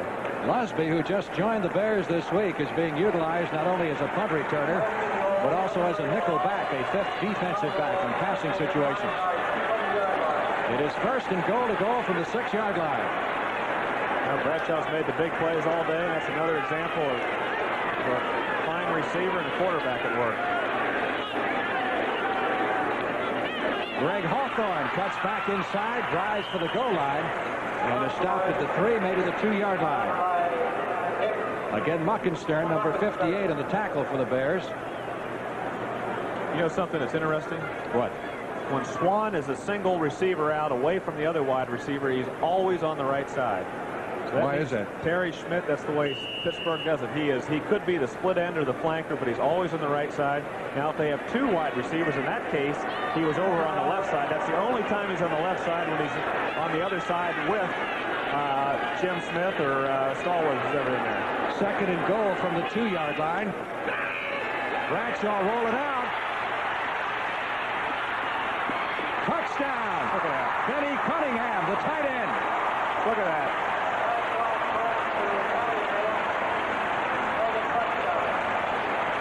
4 touchdown passes for Terry Bradshaw. 3 to Smith, now this one to Cunningham. Well, Bradshaw's faking inside. He has... Is this an option? Well, he has Grossman inside. He's got Cunningham back to the corner, but he's covered right there. He's covered. Terry Schmidt is back there, but again, with his agility and his movement, he let Cunningham get open, and that's a good play on Bradshaw's part, and also Cunningham finding the open area. Matt Barr tacks on the extra point with 5 minutes and 38 seconds left to play in the 3rd period. 31-3. Watch Cunningham's going to the corner right now. He's looking for him right now, but here's Terry Schmidt coming in the way. But again, he's got the power to straight arm right there, stay on his feet, get rid of the ball, and it's a touchdown. Not bad. And again, we'll remind you that it's against the #1 pass defense in the NFC, which obviously won't be that way when the statistics come out next week. Matsui on the run back for the Bears takes it out to the 23-yard line. You know, statistics are interesting, but sometimes they don't really tell the story. Pittsburgh had more turnovers than any team in the league last year, 52. They've got 11 this year. The reason they overcome turnovers, they have big play people. They've got the quarterback, Bradshaw, who can make the big plays. They've got the wide receivers. They can turn the ball over. But I'll tell you, they can make up for that mistake just as quick as anybody by hitting the big play also. And they've done it time and time again. Today's been a good example of it. They've lost the ball twice this afternoon, giving them 13 turnovers on the year. But on both occasions, they got it back in the very next play. They took advantage of it. Mike Phipps throws to Payton. Walter Payton out to the 25. I think he's having a tough time hanging on to the football. Fumbled twice. You wanted to make sure that it didn't get away that time. Donnie Shell, number 31, in the stop. For some of you along the way, we'll be leaving this football game shortly to pick up in progress the Detroit-Minnesota game up at Pontiac. You know, Jack Lambert's in there.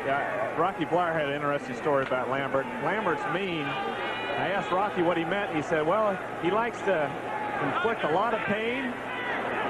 He likes to hit hard, and that's only when he's out in the date. Payton. A bit of running room for Walter Payton, who takes it out to the 39-yard line. Stopped by Winston. You know, I used to look over at Lambert, and he didn't have those teeth. Well, I tell you, I used to get scared. He used to wear those teeth in a game. But he lost them one game. You know where they found him? In the calf of a running back. 39. I believe it. Does he bite? Well, he can't now without his teeth. The Butkus used to have But I his team. tell you, he's a leader, and he is tough. 1st and 10. Bears with the football at their 40-yard line, trailing 31-3, and it doesn't look bright for Chicago. Clips go to the short passing game and pick it up 8 or 10 yards at a clip here. Suey on the receiving end of that pass, taking it out to the 47-yard line as the clock continues to move. 3.5 minutes remaining in the 3rd period of play. Of course, hey, they're stout. He could break a record today. That's right. We mentioned earlier he has been on this club 4 years, has qualified for the pension, and has never played in a regular or postseason game.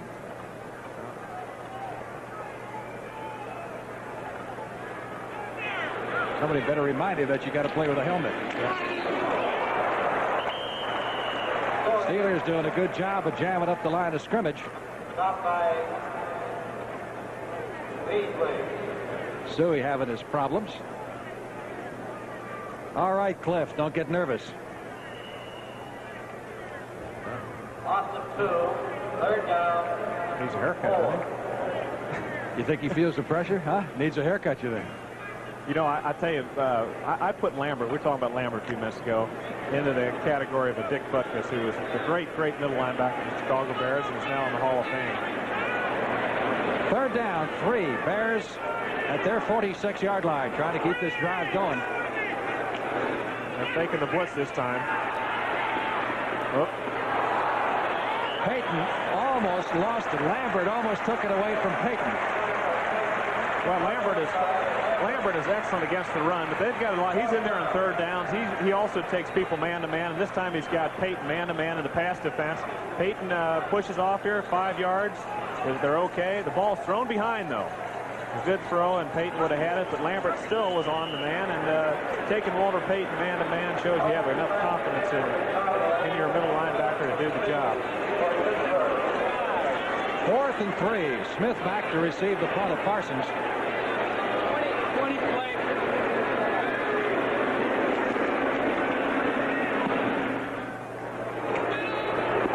Jim Smith at the 20 and upended at that point. Fine job by Chris Haynes, number 83, the Bear wide receiver and former Notre Damer. So the Steelers will go to the attack, and Cliff Stout will get his big opportunity. We'll be back right after this. All peaches and cream on the sidelines between Terry Bradshaw and Chuck Noll this week. 4 touchdown passes, and Bradshaw's going to get the rest of the day off. He looks like a Trappist monk from behind. Not many Trappist monks that can throw like him, though. Cliff Stout playing in his first regular season game ever after qualifying for his NFL pension last week. Handing off to Harris, who continues to run strong. Franco is out to the 28-yard line. Kid's doing all right. You got a guy like Harris to hand it off to. Well, I tell you, he's got to be nervous. This is his first game, and they think a lot of Stout. He did a good job in preseason this year. He's big. He's Come got on, a good arm. He's nervous coming into a game with a 31-3 lead. Yeah, you're in uniform. You're on debut now. It's sure he's nervous. Played his college football at Youngstown State, not too far from here, where he was once upon a time an understudy to Ron Jaworski. He'll get a chance to throw his first pass. Well, it's 3rd and 1. It's going to be close. Yeah. 3rd down, less than a yard needed for the first down as Hawthorne takes the handoff. Steelers come in with a second tight end.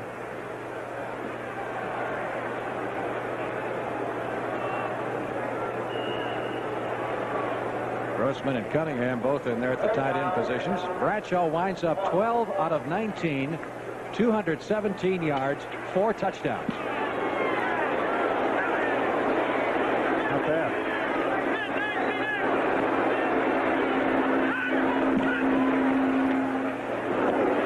Hawthorne driving for the first down. It'll be close, but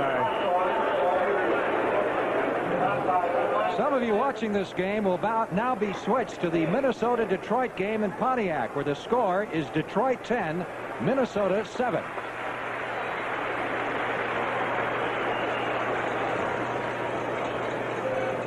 Steelers picked up the first down at the 30-yard line. 1st and 10 from that point, with less than a minute remaining in the 3rd period. 30-yard line. I don't think he's too worried, is he? He was asking who they played next week.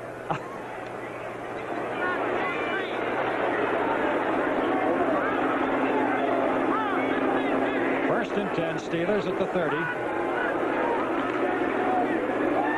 Obviously, they've told Stout just to get in there and hand it off. You know, this Bear team today, it's a game now that could be out of reach. 31-3. Not being naive enough. Could be out of reach. It could be out of reach, and it probably is out of reach. But the Bears have played well at the end of last year. They've got to regroup this year. They're a better football team than they've played like today.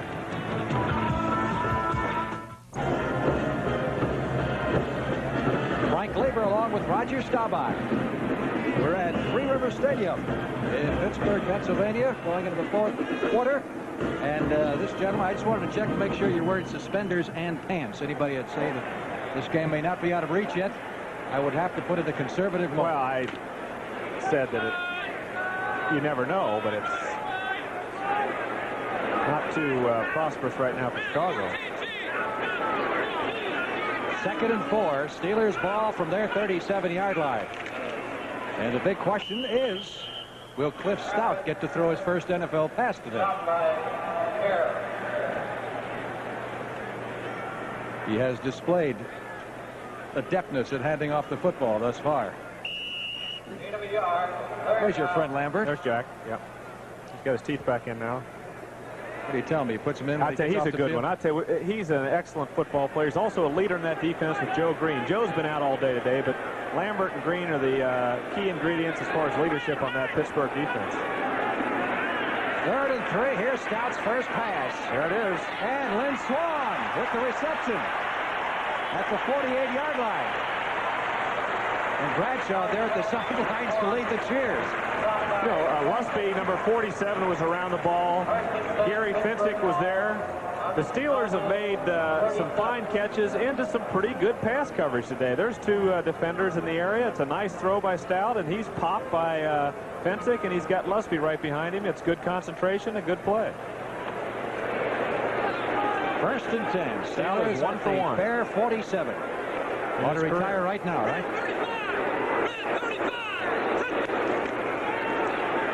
That one felt so good, he's going to try it again. This time it's Cunningham, the tight end. Benny Cunningham, who's missed a good portion of the season with an injury. First down at the 29.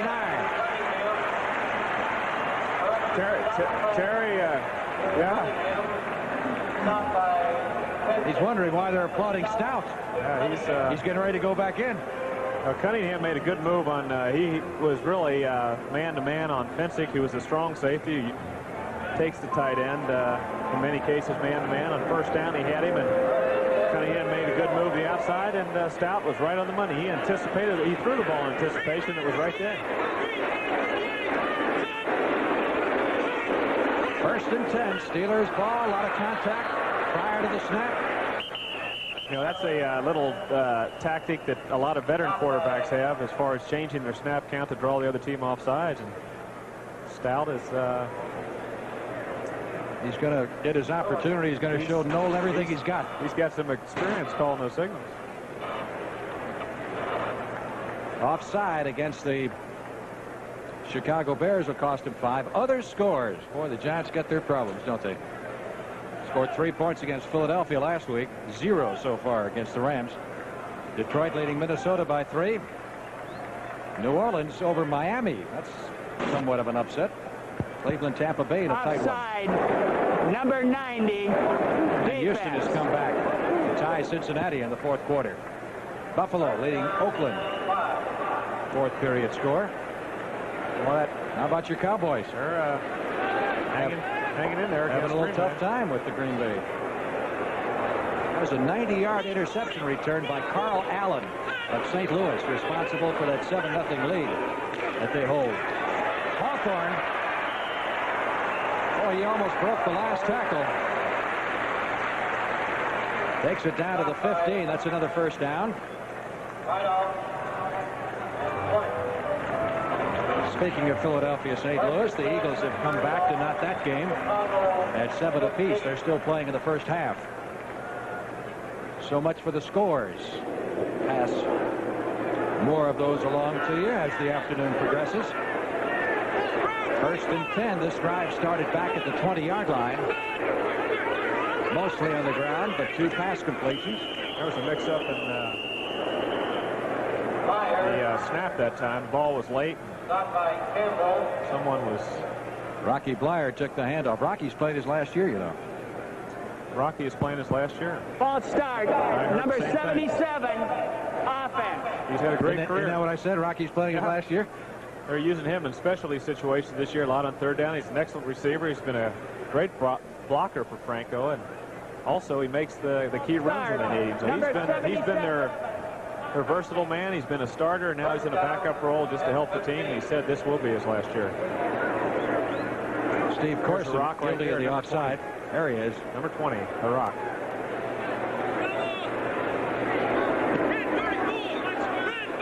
First and 15 now from the 20-yard line. Stout looking for his first touchdown pass. Intended for Smith. And Neil Armstrong couldn't bear to look at that one. That ball was high, and I think Jim Smith also saw Gary Finsick coming across there. So it would have been a heck of a catch, even if the ball was lower. So it was too high. I tell you, he can do everything as good as you, I guess, except sing. Well, you know, most guys stand with a cup on the sidelines, they're drinking it, but he's spitting into it. No, I don't chew tobacco. But other than that, Frank, but you don't sing either, do you? Do you sing? Yeah.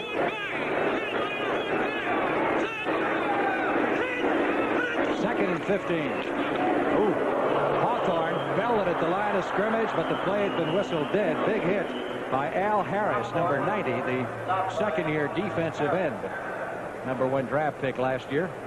Well, in addition to the football games, we'll bring you up to date on the progress of the American League Baseball race. Yankees beat Detroit, so their magic number goes to 2. They didn't beat them yet. They're ahead of them. And Baltimore and Cleveland tied up in the 4th. So Yankees win and Baltimore loses. Again, we'll repeat, the Yankees' magic number could be down to 1. Ron Johnson figured by now he'd be loose. Well, they've been off the field so long that he's trying to stay loose. 3rd and 17. Stout flushed out of the pocket. Sees it open. 20, 15. Oh. I'll tell you, he hasn't learned one thing, has he? He's trying to run over those linebackers. Well, that was Finsick, Gary Finsick, number 45. Ran right into him. He bounced off for a couple extra yards. He's got the crowd behind him, though. Crowd wants him to go for it also. 4th down, and the Steelers need, caught it 4 for the first down. They're at the 9-yard line. They need to get to the 5 for the first. And no indication that the field goal unit will be coming on. So it'll be up to Mr. Stout to either pick up the first down, get him in the end zone, or give up the football.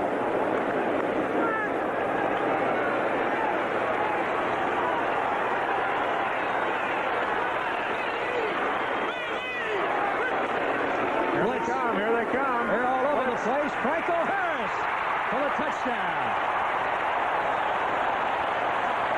Young man did a good job of reading the blitz. But we got a flag. We got a penalty marker. It's going to be, I believe it's against Chicago. So Stout gets congratulations on his first regular season NFL touchdown pass. That is the Steelers' 5th touchdown pass of the afternoon. Watch Jim Smith almost brings his man into the play right here. Franco's so wide open, but Smith is coming across here also, almost brings Finsick into the play. And Gary Finsick comes off of Smith, and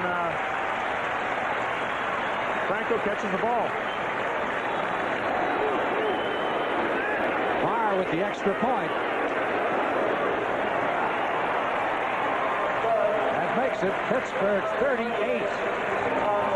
And Chicago 3. We'll return to Three River Stadium after this word from your local station. Medicare cost from Chuck Noll when he returned to the bench. Barr kicking off. Suey at the 10-yard line has gotten a lot of work today running back kickoffs. Carries this one out to the 30. Suey taking the kickoff.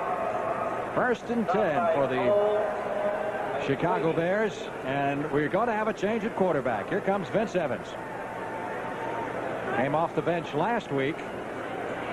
Couldn't pull it out against Minnesota, but he did throw the long touchdown bomb to Watts. That 89-yarder was the longest by a Chicago quarterback since 1967, and is the longest pass play in the NFL this year.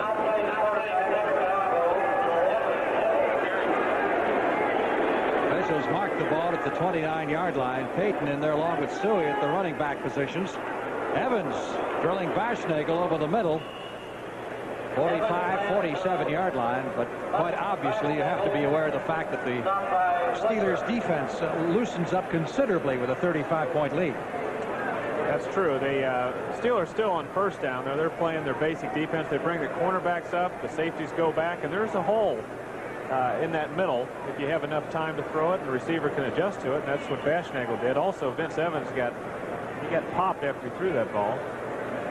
Phipps winds up, if indeed he is through for the afternoon, 10 out of 20 for 108 yards.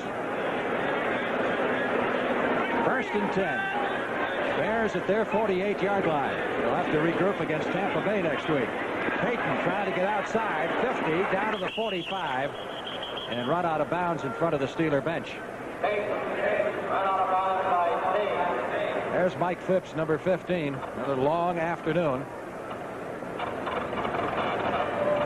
Well, what you want to do also, I'm sure Mike is really disappointed. Of course, they've given up a lot of plays. Avellini's over there trying to console him. But the big thing that Chicago wants to do, they want to play hard the rest of this quarter. They want to play with intensity. First of all, you don't want to get people hurt. The same with Pittsburgh. They're ahead 38-3, but if they drop in their intensity, of course, people can get hurt. They've got to regroup. Chicago do the best they can the rest of this game, regroup, and go on to next week. Baschnagel to the right side. Payton is running hard.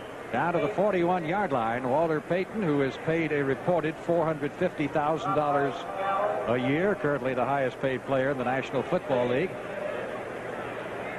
But really about half as much as O.J. was making last year before he gave it up. Vince Evans, the Bear quarterback. And we mentioned at the outset, as Payton comes out of the game, that Evans had a very, very big afternoon against Dallas last year. Payton looked like he was upset about something. We might try and look into that. Good play action pass. That was set up nicely. The throw was a little bit high as it was intended for Robert Fisher, number 85. I think he's was taken out to rest him, but looks like he probably wants to go back in. Payton has now rushed for 60 yards on the afternoon in 12 carries. He said it's been several years. I'd say Walter's a competitor. He's run hard the whole game, and if they hadn't got behind like they had, he probably would have had a 100-yard day rushing. He just hadn't had that much chance. He's averaged about 5 yards a carry, so he's run well today. He's a good blocker, good receiver. Last visiting player to rush for more than 100 yards here was in '77, Greg Pruitt. Evans looking for Baschnagel, and it is intercepted in the end zone. That's Wagner's second interception of the day. Mike Wagner intercepts for the touchback, and the Steelers will take over at the 20-yard line. Well, they might give him the ball on the one there, Frank. It was close, and that's kind of a referee's decision right there. Evans got the ball up a little bit late. He had to scramble around Cole, and by the time he got rid of the ball, it was a little late, and gave Wagner a chance to get back there, along with Dwayne Woodruff, and the referees are going to mark it on the 1-yard line. That, of course, is an official's judgment call whether he, in effect, was carried into the end zone or would have been down at the 1. And right now, the ruling that he would have been down at the 1-yard line, going to give it to the Steelers at that point. The difference, of course, means they'd get it at the 20 on the touchback. I would say if Pittsburgh wasn't ahead 38-3, they might complain about that. A lot more. I sure wouldn't right now. Mike Wagner's 33rd career interception timeout here in Pittsburgh, and Roger and I will be back. right after this.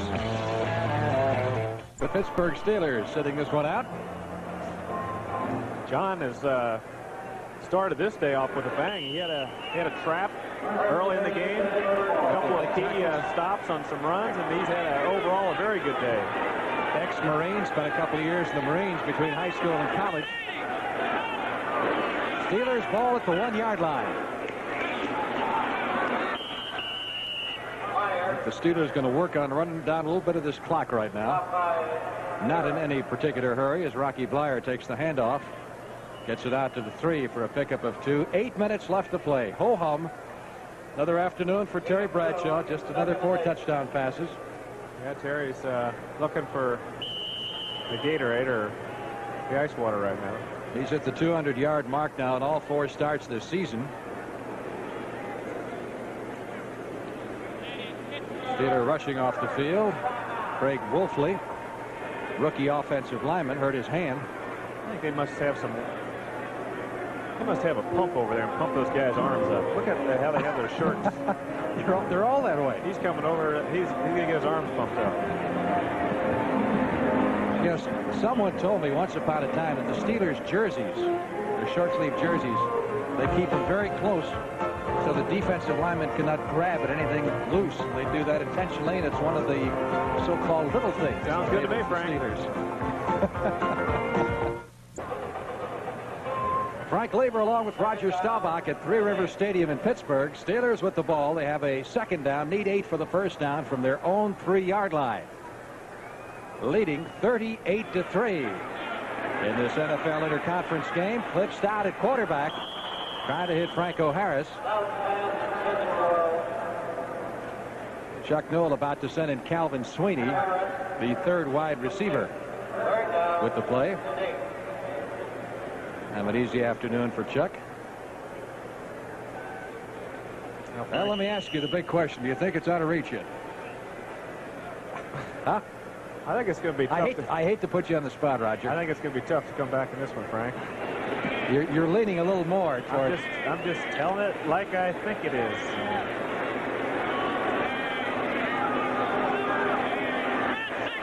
Sweeney wide to the left side. Swan is split off to the right. Little hit screen from Stout to Lynn Swan, and Swan is out to the 5-yard line. It's a little close to the goal line to be throwing that type of pass, isn't it? That one is 38-3, it isn't. Well said, my man. That's not a bad play, though. It's a quick screen out there. You get the guard tackle out in front of him, and he can break it. It's a pretty safe pass. Well, somebody better find Colquitt. They've got a punt again, second time today. Greg Colquitt punting from 9 yards deep in his end zone.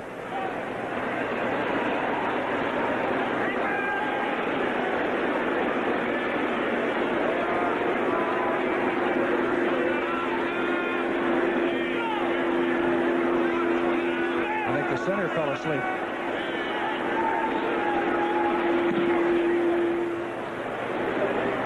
Lusby is deep. Fields it for the Bears at the 43. It is dropped at that point. You got to admire those Steelers. They're still their specialty teams are playing with intensity. Like it was still up in the air. Craig Wolfley making the stop for Pittsburgh. Timeout. Bears ball, 1st and 10 at the Steeler. 42.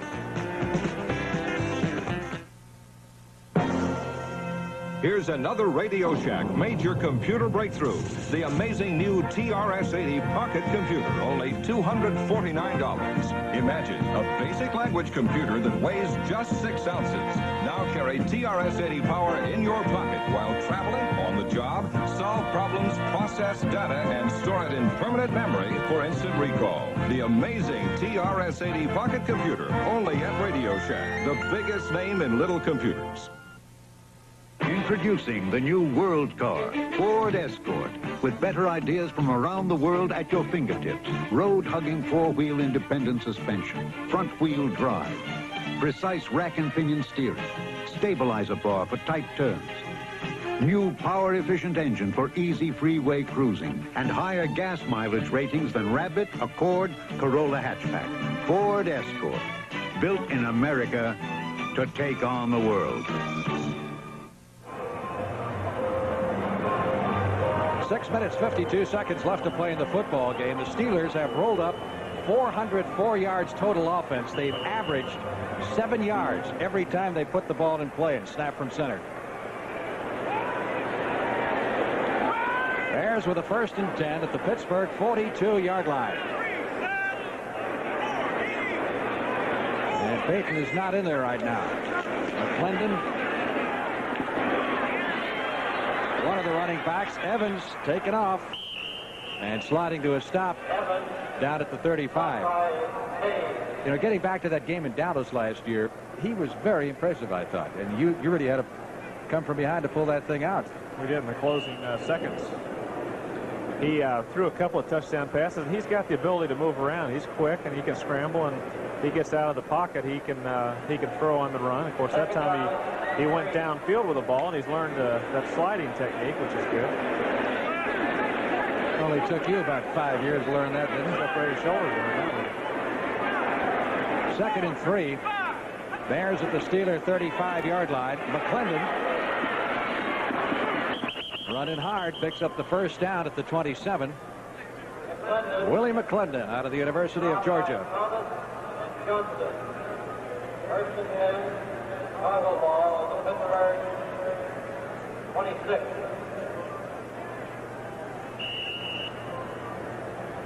Ball is at the 26-yard line. 1st and 10. Now the Bears got a mini drive going, coming up with good field position following the punt by Colquitt. 5 minutes, 25 seconds. Clock is moving. Evans wants to throw it over the middle. Matsui down to the 20-yard line. Lauren Taves in there and put the stop along with Woodruff. That's short of the 1st down. Steelers need to get to the Bears need to reach the 16, so it'll be 2nd and 4 for Chicago. Steelers' next start will be at Minnesota next Sunday, and the Bears home to play Tampa Bay. The bad thing about the Bears start is that 2 of their first 3 losses were in the division. Those are tough ones to make up. Contact by the Steelers' Tom Beasley, number 65, the left tackle, filling in for Joe Green, who has not played a down of football. Number 8, offense. Well, they say that Evans, the quarterback, pulled him offside.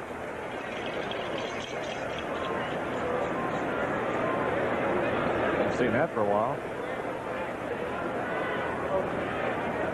Let's see if we can take a look at it again. What would it be, a head movement? Well, technically, if a quarterback is really has a rhythm where he screams out maybe a hut after his regular cadence, they could call it on the quarterback for causing the offsides. But it's very unusual to see that. 2nd and 9 from the 26-yard line. Watts in motion over the middle to Watson. Evans threw it behind him.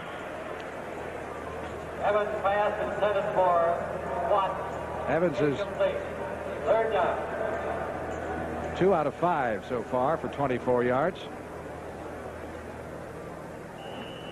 Bears have got some changes in that offensive line. Rocco Moore's in there and a few other people, but they've had a rough day.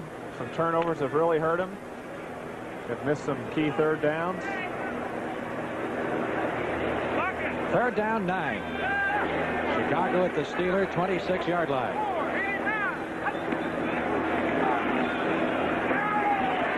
Evans intended for Watts, and that is Mike Wagner, his 3rd interception of the afternoon.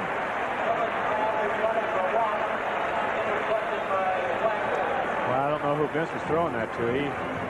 I'll tell you one thing, though. Wagner's caught as many passes as the Bears' leading receiver thus far today.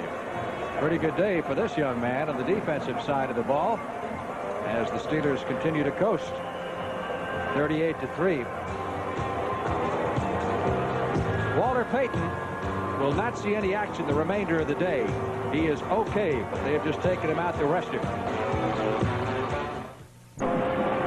Mike Wagner with 3 interceptions. Last time a Steeler intercepted 3 passes in the game, it was Wagner. And it was October 28th, 1973.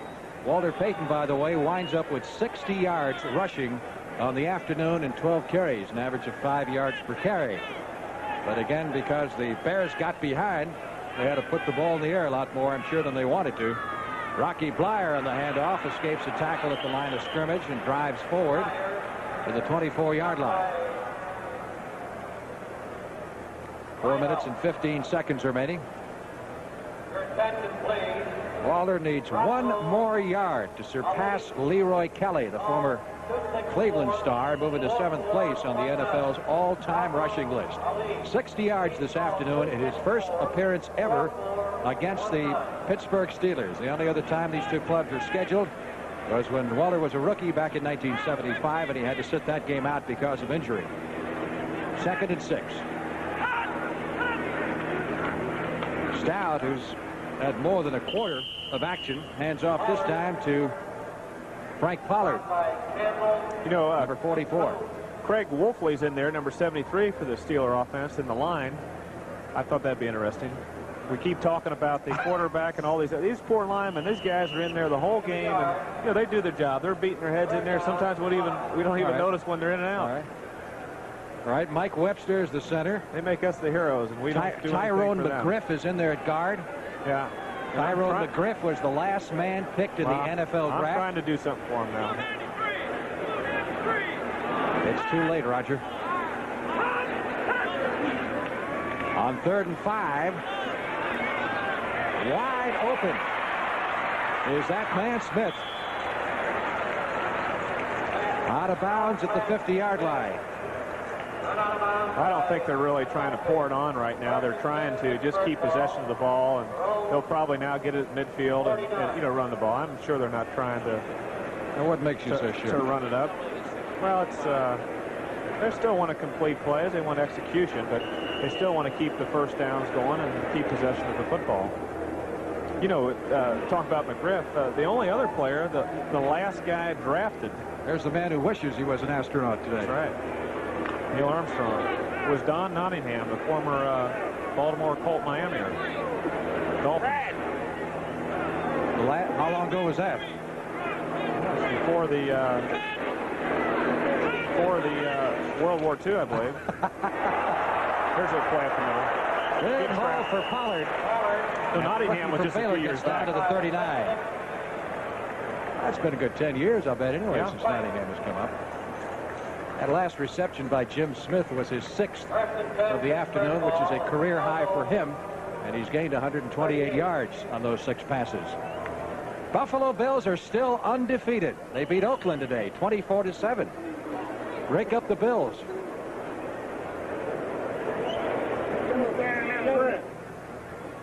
Meanwhile, here at Three River Stadium, the Steelers coast 38-3. 2 minutes and 14 seconds left. You think it's out of reach yet, Roger? Well, that's tough right now. Of course, you always excelled at that 2-minute drill. That's when the game came alive. If everybody would have a heart attack right now, they might have a chance. 2-minute warning going to both benches as Cliff Stott comes over to the near sidelines for a word with head coach Chuck Noll. We'll be back in Pittsburgh in just a moment. 2 minutes left to play in the football game. Stott back into the huddle for the Pittsburgh Steelers, who have the ball to the Bears' 38-yard line. It's a nice time when you're on the long end of the score right now, isn't it? Oh, it is. It's a good time to think about going out dinner with your wife. All the tension and anxieties before the game, they're solved before the game's over, and that's a good feeling for a football player. Of course, Chicago's trying to think about next week and regroup, and they'll get back with it. The Bears have a good football team. They just need to start playing with some consistency, not make mistakes. Russell Davis. It is time for us to tell you that our production today was under the supervision of our executive producer, Charles H. Milton III. Our producer is Perry Smith, and our director, Tony Verna. Responsible for all these outstanding pictures, Joan Vetrano, and Joe Tier also on hand, along with Sandy Bell and Tom, Big Tom. The game, the production staff has been fantastic, and I've enjoyed it. Unfortunately, the Bears have not enjoyed it today. Second down, 11. Bears from the Steelers from the Bear 39. Pollard inside the 35 to the 33. The clock is ticking away. The final moment now of this football game. The clock is an ally right now of the Steelers. You really think so? Yeah. Well, with judicious use of their timeouts, I would think they could pull this one out. This point, you're on the losing side. You want that thing to wind down as fast as the winning team does, don't you? Right. Get it over with, get out of here, and regroup for next week. Third down, 4 for the first down from the 34. Stout wants one more touchdown. Just a trifle behind Rocky Bleier. Where that play came from.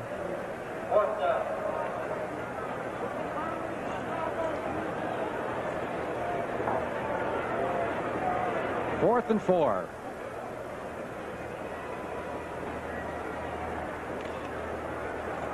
Wright Pollard, number 44, disappears into the Steeler huddle with the play from the bench. I think he was sent in to say, hey, don't throw the ball again. As Bradshaw calls all of his own plays. With Stout in there, I don't know if they've afforded him that luxury.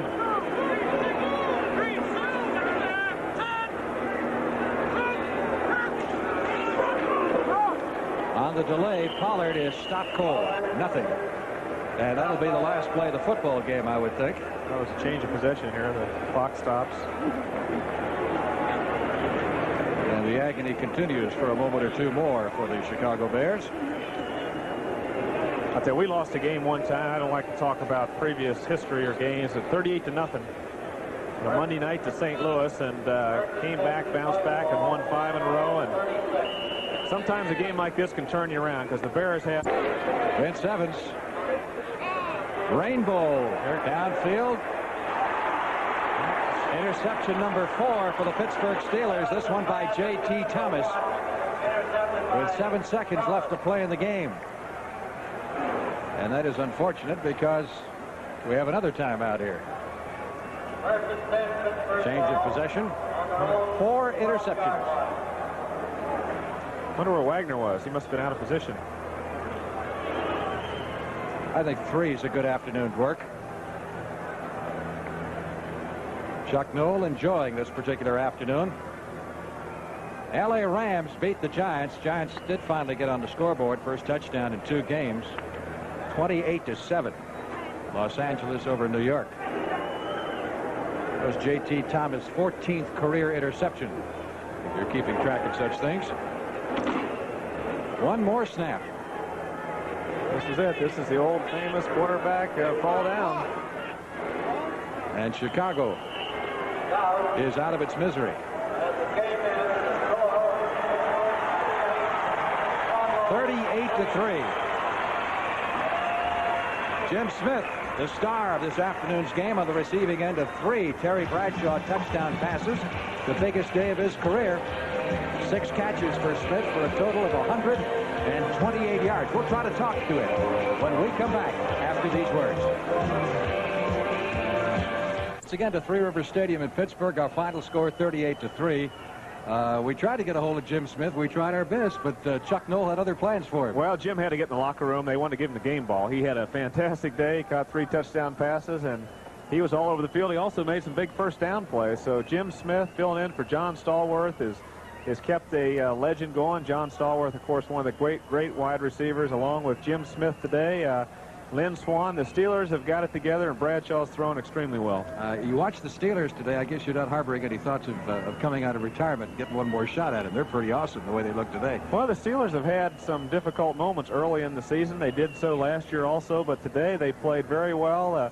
They have some people banged up, but they have enough depth, enough quality people behind. They have the people at the skilled positions to make the big plays. They had 2 turnovers today that could have been costly. Of course, Chicago didn't take advantage of it. Chicago immediately turned the ball back over again, and the Steelers took advantage of that. So it's been a day of good fortune for the Steelers, big plays, and a big victory. Probably, if you want to get right down to it, right near the end of the half. Campbell intercepts that pass. They got the first down on the 20. The game is certainly still within reach. and they fumble it back on the next play, and the Steelers then go the length of the field. It was 17-3. It could have been 17-10. Instead, the Steelers go down and make it 24-3. But Afternoon, this is Steelers Sunday, and I'm Vince DeLisi. I'll have all the scores and highlights of today's games, and John Sanders is going to be live from the Steeler locker room. Before we join John and his guest, let's look at scores from today's action. Now, in the game just completed here on TV2, of course, big win for the Steelers all over the Bears, 38-3. In other action this afternoon between the Oilers and the Bengals, it's in the third quarter. The Bengals lead the Oilers by a 10-7 score. Houston hosts the Seattle Seahawks next Sunday, while Cincinnati travels to Green Bay. Browns and Buccaneers, let's see how they did in that contest.